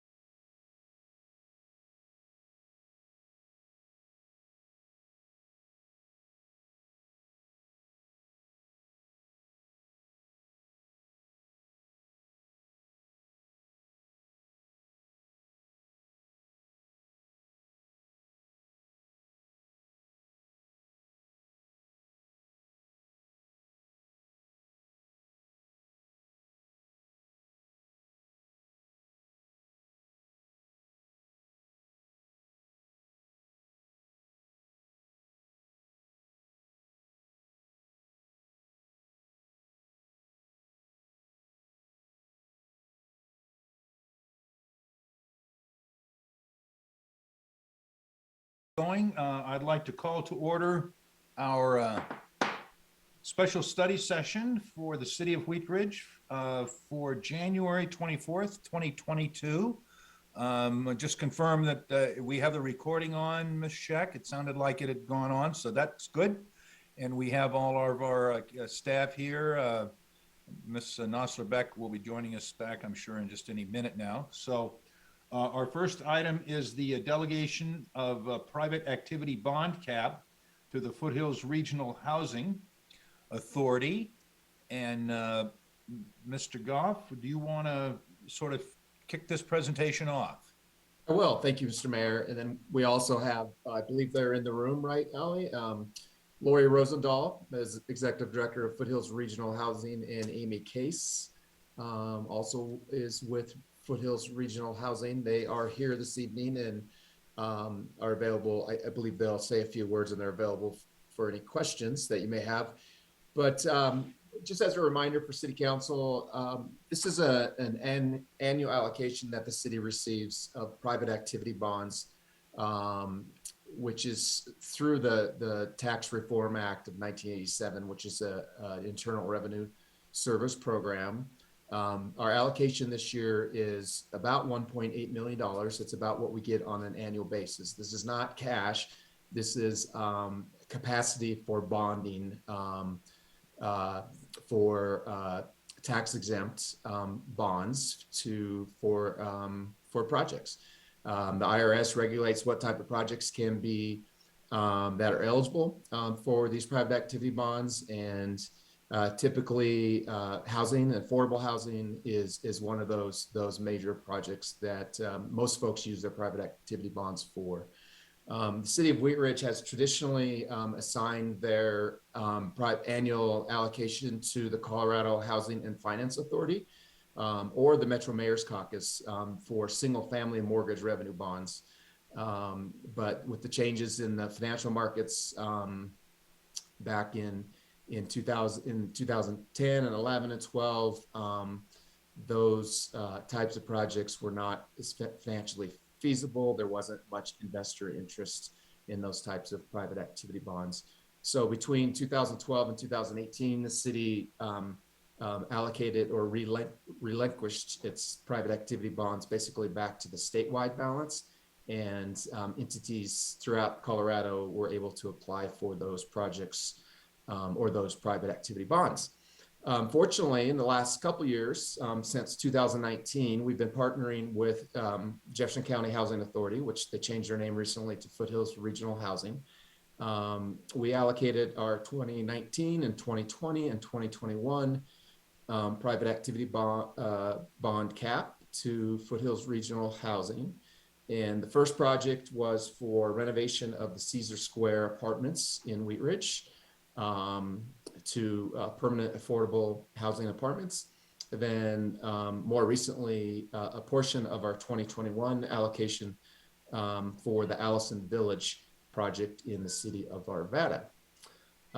So we are here this evening to get consensus from City Council to bring this back to a regular meeting. There'll have to be a public hearing and adoption by resolution to decide if you want to allocate these to Foothills Regional Housing.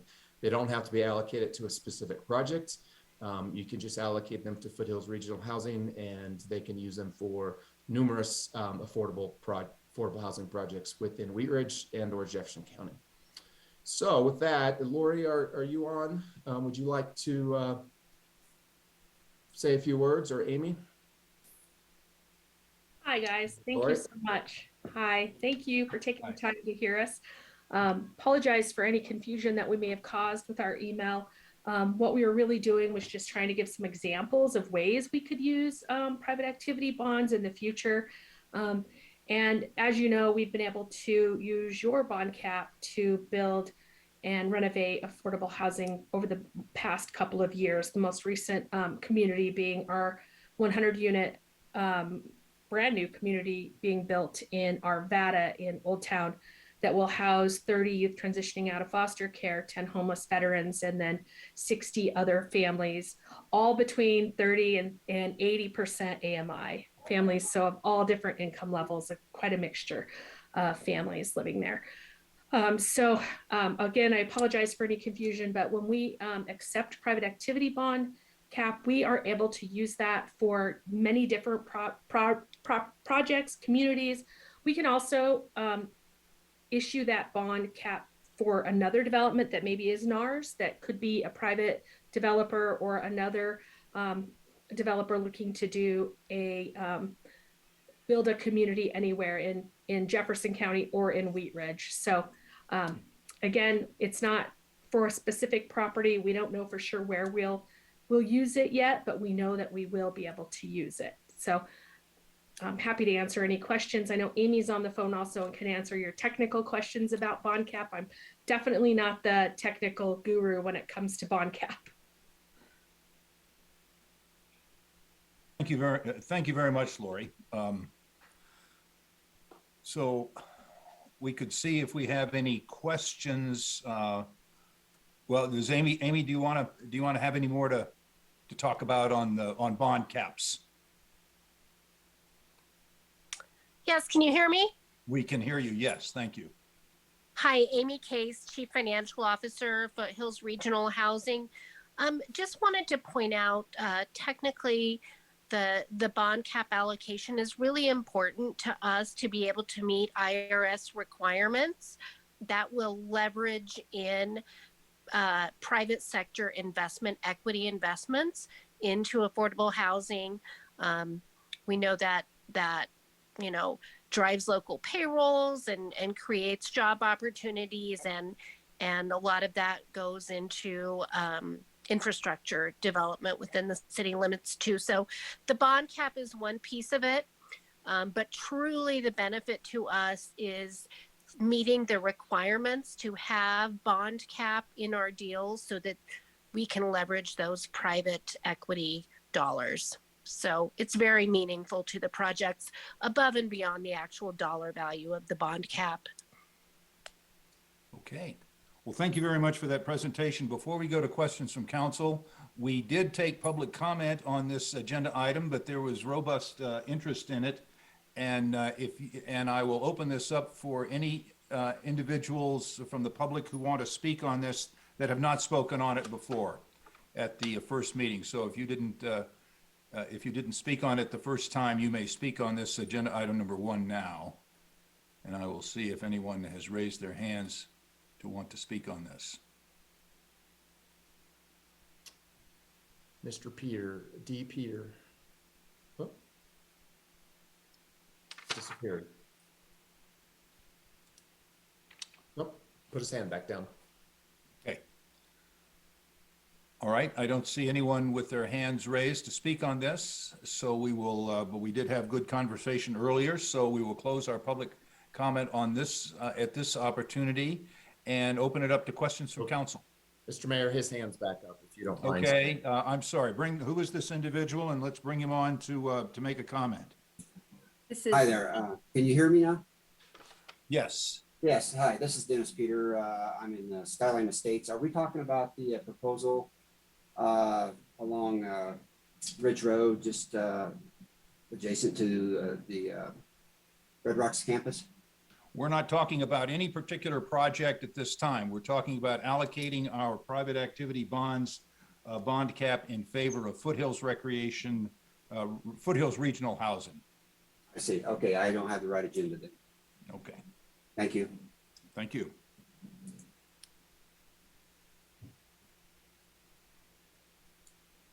Okay, Ms. Hutchinson.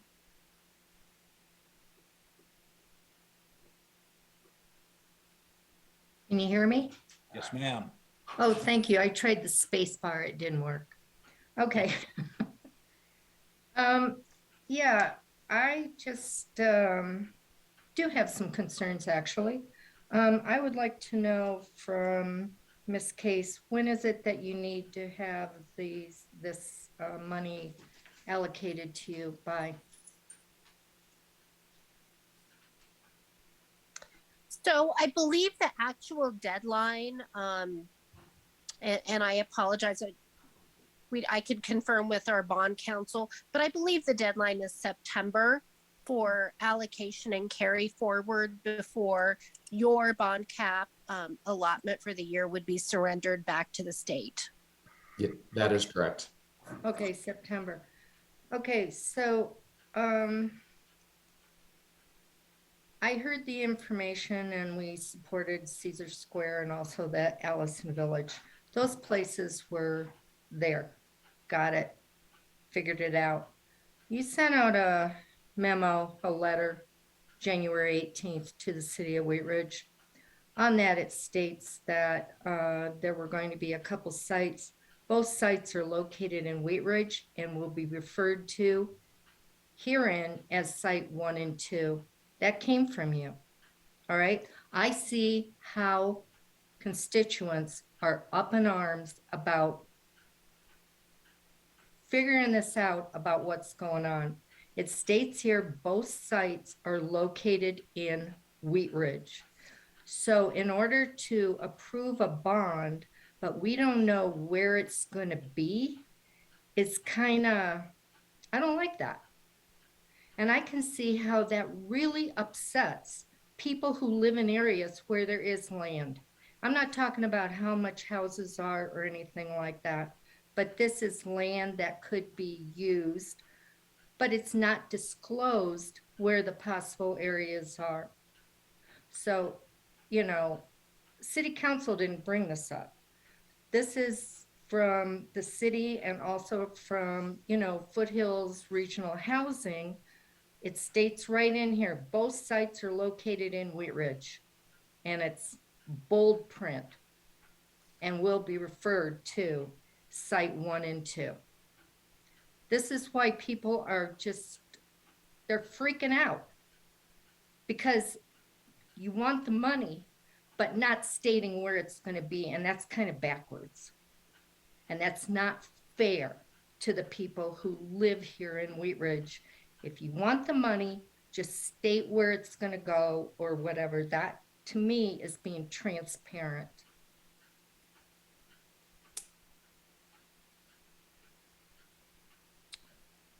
Wasabi? Thank you, Mr. Mayor. Can Patrick or Lori or Amy, can you explain, like, if we don't allocate our bonds to Foothills Regional Housing or the Metro Mayor's Caucus or any of the places that we have in the past, then what happens to those bonds or that capacity? They're relegated back to the statewide balance, and different organizations could apply for it through the state, through Department of Local Affairs for any project across the state. Would not necessarily come back to Wheat Ridge. And then, Mr. Goff, can you just briefly run through the process of what we're looking at is our potential capacity that they could utilize. And I think what many of the people who were making comment, they're talking specifically about if a project ends up in their community. And I know you went over this at the last meeting, but can you just clarify if anything needs to be rezoned or anything, the Foothills Regional Housing, they A, have to acquire the property, they B, have to go through the same process that any other developer would have to go through before they could develop the property, meaning all of the public notices, all of the public comment, all of the public hearing. Is that correct? That is correct. It's my understanding Foothills does not own the property in question, and the city does not have an application from them for any type of rezoning. So yeah, it would be a long ways off if they decided to move forward with that project. And yes, there would have to be many public hearings and meetings before anything could happen on that. And Lori or Amy, can you answer the question that, and let's say a different project maybe comes up in the process that is a little bit closer to shovel ready. You would be able to utilize this this bonding capacity towards that project because you already have the commitment of us giving it to you. Possibly, yes. It would depend on the property and what kind of financing we moved forward, whether it was, a certain type of tax credit. So it would depend on the property and what financing structure we use. But yes, we do not own any property on Ridge Road. We were just throwing out options that we could use something like this bond cap for, just to make it more understandable. We've used the same memo in another jurisdiction to request their bond cap as well, just explaining what kind of properties we could use this for and what kind of things we could do with it. So, to reiterate what Mr. Goff said, we don't own that property. We have not applied for a rezone. We would have to go through all of the steps that anybody else would have to go through. And it was really just giving out some ideas of how we could use this in a real estate transaction. That was it. Thank you. Can I add one thing too, along the lines of a more shovel-ready project? I do want to be clear that private activity bond cap can be carried forward for 3 years. So if any particular project that we might have under consideration and would consider using that private activity bond cap for is not shovel ready in 3 years, then we would look for a project that could utilize that within the time period allowed.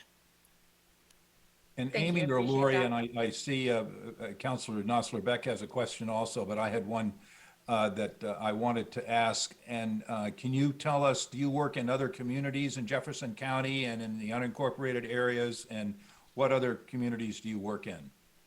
We work in all of the communities in Jefferson County. So all, 760 square miles of Jeffco we operate in. We do not typically develop in the city of Lakewood, just because they have their own housing authority that does development. But we do have voucher holders living in Lakewood. So we have permission to operate in all of Jefferson County. Thank you very much. Councilor Nosler-Beck. Thanks. I just wanted to follow up. I think that Amy, you just answered that question, the question that I had, but so am I understanding this correctly, that basically the 2 sites listed in the memo were basically like examples showing how the bond cap can be spent? And if they are just like examples, are there any other examples in Wheat Ridge? You don't have to say which those examples are. I don't want to get into the same mess there, but are there other examples in Wheat Ridge that meet this criteria? Or are these the only 2 sites that we have in Wheat Ridge?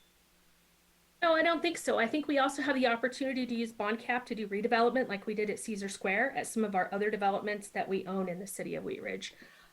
We don't currently have anything in our pipeline right now for that, but if we had enough bond cap to do that, we might be able to do some redevelopment at some of the properties that we own in the city. So we wouldn't set it aside for anything just quite yet, but we know that the potential is there. And I just wanted to quickly remind folks who've tuned in. Council had a study session where we talked about affordable and attainable housing and what that definition is of who are the folks who are residents that would be utilizing affordable housing. And Sue Powers, I think, was the person who gave that presentation. As a reminder, the folks that we're talking about here are home health care workers who earn around $25,000 a year. Also, a lot of our first responders fall into this bracket, and folks also who are working towards furthering their education. All sorts of members of our community fall into the affordable housing space. And I encourage all of us on council and people in leadership positions in the community to actually start putting the human side to what we're talking about instead of lumping everyone into the affordable housing space, but instead think of it as potentially the person who's taking care of one of your loved ones that we're talking about in these housing units and spaces. So thank you for the clarification, Lori. Thank you, Amy. But also just wanted to remind folks of that study session and some of the work we've been doing on that. Mr. Mayor, if I could. I'm sorry. Sorry. Go ahead. I was just say, if I can add to that real quick, just Yes. to put a number to it, what Councilmember Nosserbeck is speaking to, the current, well, this is last year, 2021, but in Jefferson County, an individual at the 80% average median income is making $58,720 a year. And then it goes down, of course, 70% is 51,000, 60% is 44,000 a year, 55% is 40,000 a year. And I think these are some of the clients that Foothills Regional Housing supports. Yeah, I just want to add about public housing. I know there's been a lot of talk about public housing in Jefferson County. There is no public housing in Jefferson County, none. Public housing was a funding source that was used many, many years ago. Any public housing that was in Jefferson County has been redeveloped and is no longer public housing, but is low-income housing tax credit, which serves 30 to 80% AMI. So there is no public housing in Jefferson County. And then the idea that Section 8 housing is the next thing, there is no new funding for Section 8 housing. Section 8 contracts are a contract that come from the HUD multifamily side. There is no new Section 8 contracts. So there is no Section 8 funding there is no Section 8 housing to be built. There just isn't. It's all workforce housing built for families between 30 and 80% of AMI. That's just the only funding source out there right now. So I just wanted to clarify that. Thank you. Councilor Dozeman. Thank you, Mr. Mayor. So I understand that we're solely discussing our private activity bonds this evening, but I will say that having read the memo to our city manager, Mr. Goff, it sounds like these projects are currently in the making, even though the property hasn't been acquired. So I understand how constituents could have read this and been really riled up about these projects already being in the making because of the language that is used. And so I agree that we want to designate our private activity bonds towards affordable housing. I mean, this was a strategic initiative that came out of our retreat this last year. We do want to see affordable housing. Hold on just a sec, baby.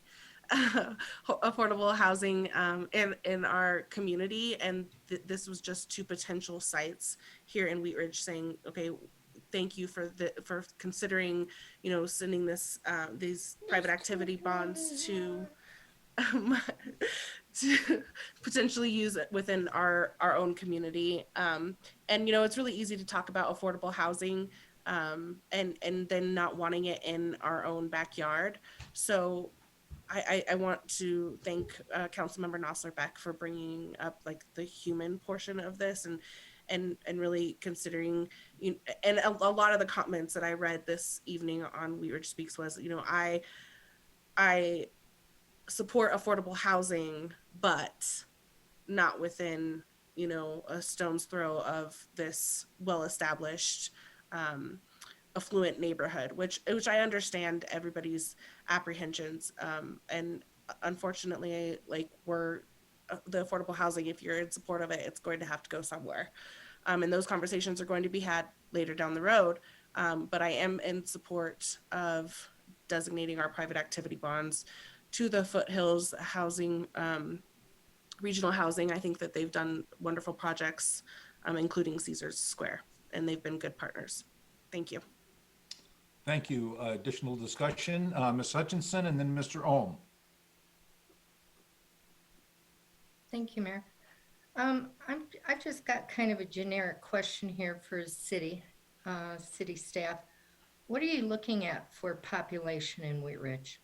How many people do you want in Wheat Ridge? We keep building. more and more. You keep referring, it's referred, we have 31,000. No, we've got more than 31,000 with all the building that's going on. So what is the forecast for population in Wheat Ridge? What do you want? Oh, that's really not my decision, Councilmember Hutchinson. I'm not sure what you're getting at. I don't determine how many people live in Wheat Ridge. Well, all the buildings that are going on is more for more people than what were here even a few years ago. Well, and it's not city staff that's building those buildings.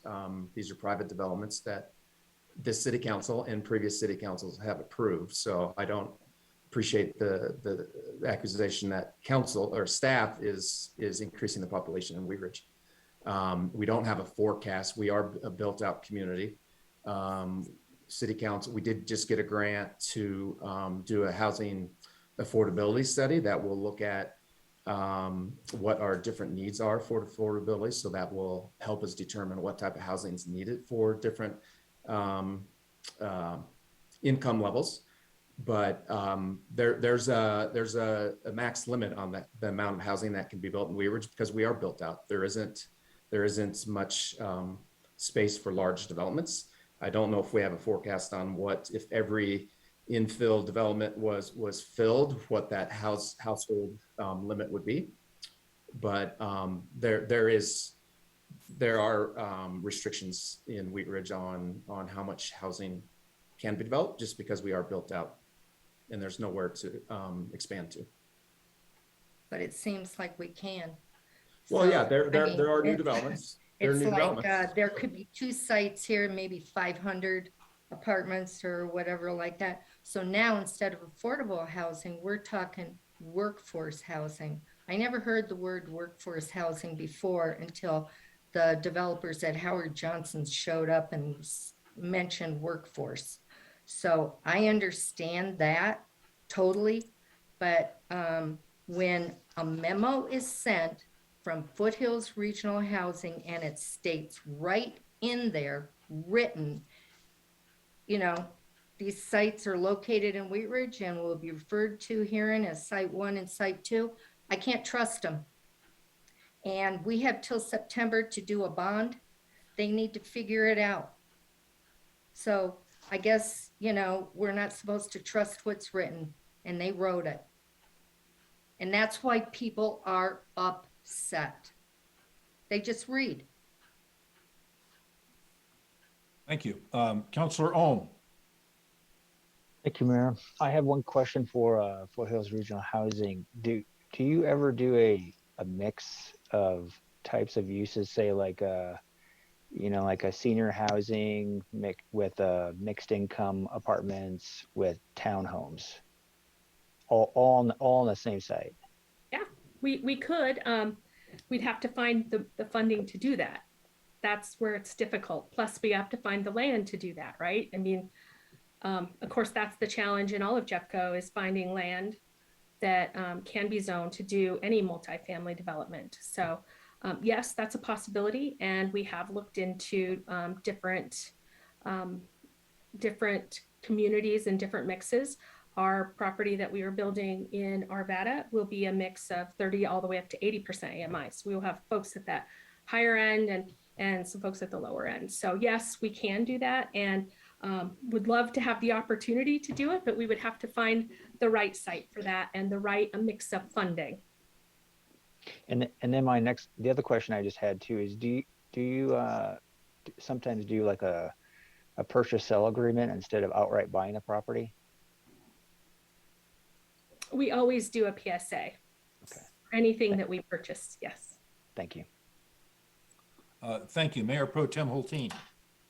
Thank you, Mayor Starker. I'm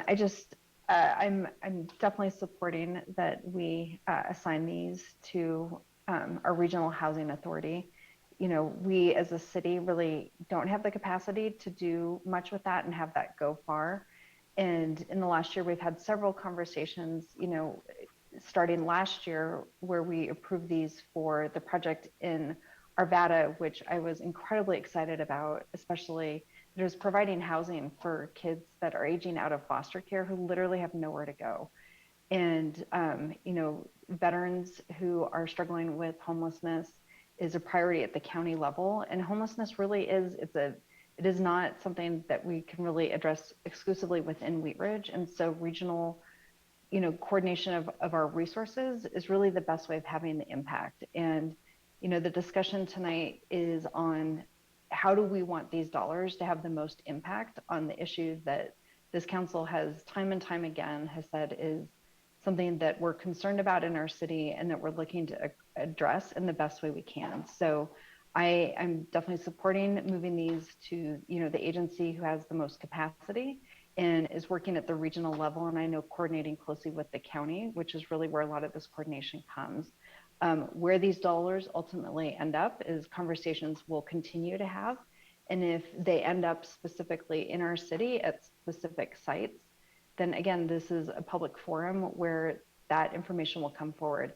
I do want to say I was confused. Never hear me say that. I was a little confused because the issue we're talking about today was uploaded onto Wheat Ridge Speaks as two different agenda items. So the Foothills housing memo was actually listed as its own unique agenda item. And so if I were the public and I had gone to look at that, that would have confused me because it did look like that was actually a standalone issue that we were discussing. So I want to just make a statement here that I think that is confusing, and I want to apologize to anybody who might have been confused that that was actually a standalone issue instead of a memo that was actually supporting agenda item number 1. So there was an error in how it was uploaded to our Wheat Ridge Speaks. And, I think that's something that could have created some confusion. So, but I think the staff memo that was put out was really clear about what the issue was. And I will definitely be supporting the consensus to move forward to have these funds go to the regional authority who can do the most with them. Thank you. Any other discussion before I asked for a consensus to Ms. Nosler-Beck?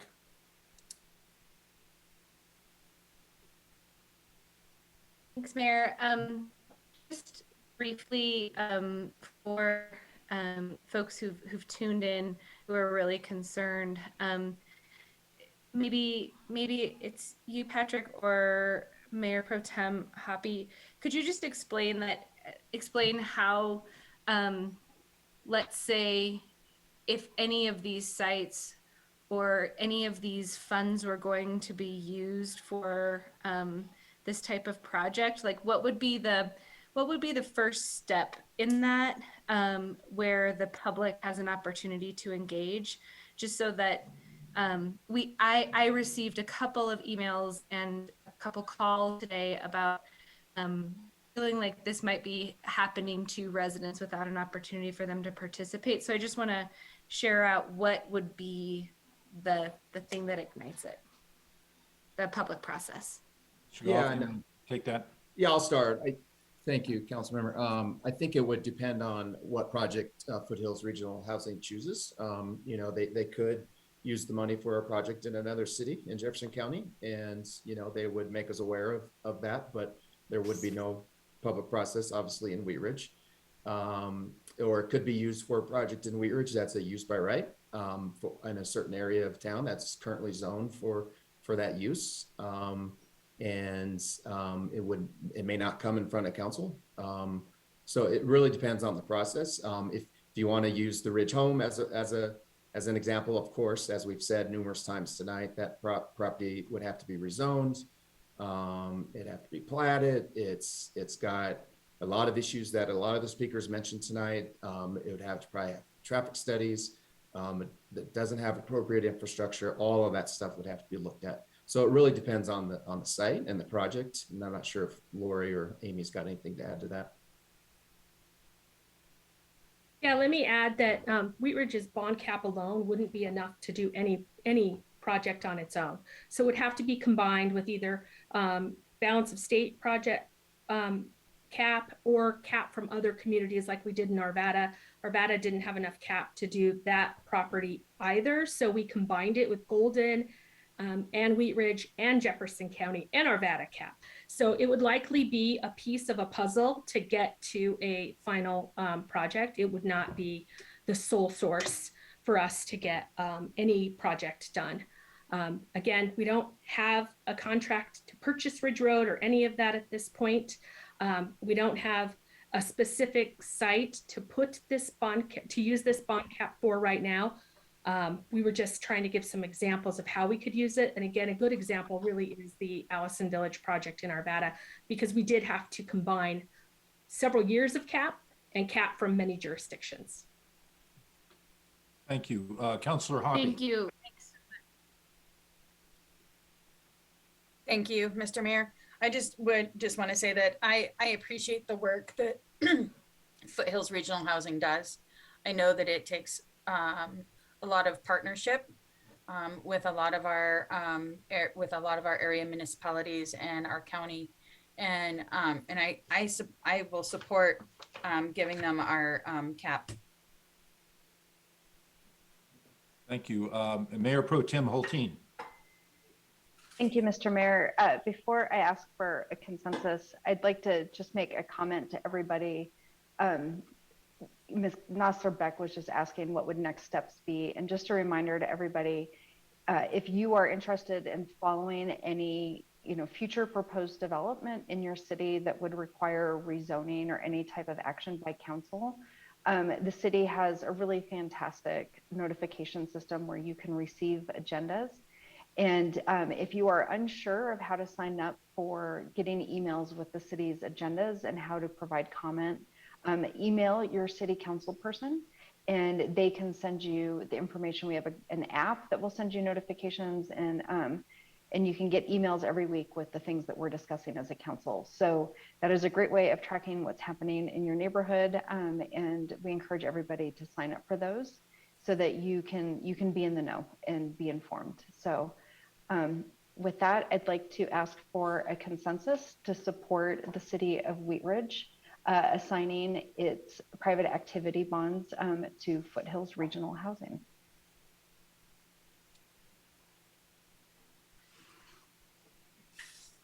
We have a consensus amongst the council to move that forward. Is there anything else that you need on respect to this item, Mr. Goff? We don't, not this evening. We will bring these back forward, as I mentioned, as a resolution and a public hearing on the next available council meeting. Okay, thank you very much. We'll go to item number 2, staff reports. Mr. Goff. Yeah, as I said earlier, thank you, Mayor. I have a couple just quick updates. The Jeffco School Board is reaching out to see if Wheat Ridge City Council would like to have a joint meeting with them. They did throw out some dates for April and June.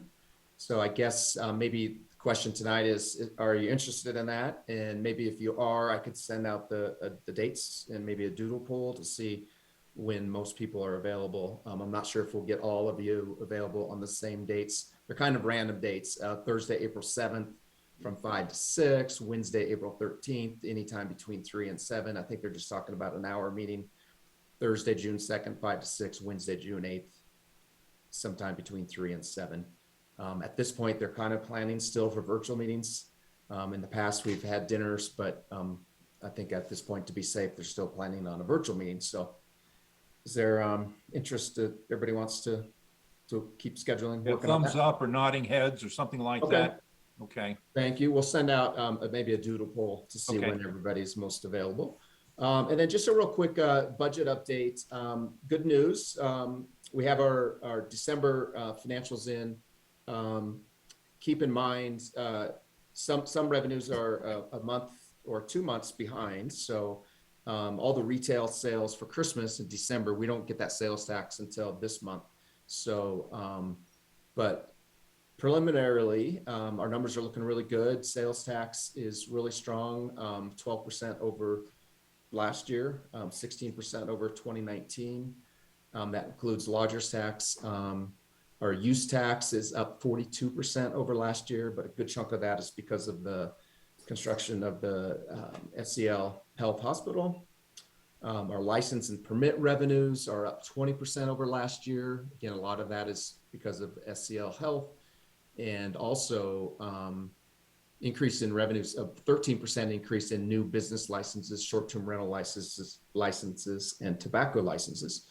Our rec center and outdoor activities, those revenues are starting to increase again, getting back somewhat to normal, 50%, 57% increase over last year. We're not quite back to where we were pre-pandemic, but getting closer, doing much better than many of our neighbors, we've been told. And our expenditures are actually kind of on par for last year. So we're not increasing expenditures horribly, but revenues are up. So good news for that.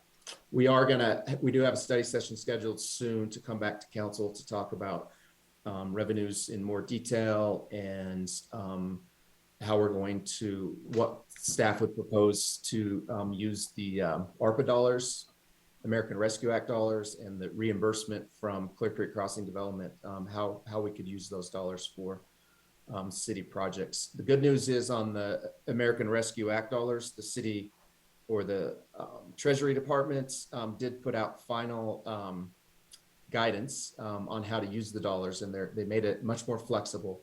So they basically said any amount under $10 million, and the city got 7.8, can be used pretty much for anything. So we don't have to comply or fall within certain categories. So that's going to make it much easier for us for reporting and how to spend the dollars. So that's it, Mayor. Thank you. Okay, thank you very much. Mr. Goff, is there anything in elected officials' reports that anyone would like to report on before we conclude our meeting tonight? Okay, it looks like we don't have anything else to sort of come before the council. If my calendar's right, we come back about a week from tonight with another study session. Is that right? We're actually off next. It's a fifth Are we off Monday. next week? Fifth Monday. All right. Oh, it's fifth Monday. Gee, they come up so soon. All right. Well, it was good to see everybody on a virtual format anyway. I hope everyone's doing well. We've got some snow coming in, so I hope everyone will help their neighbors shovel out and keep their sidewalks and conveyances clean and brushed off of snow. Remember to please slow down a little bit and drive carefully. We've got children who might be out playing in the snow. So please take care of all of our citizens. Thank you all for joining us tonight. We appreciate all of your comments and your interest in our city government. So with that, we will stand adjourned. Good night, all.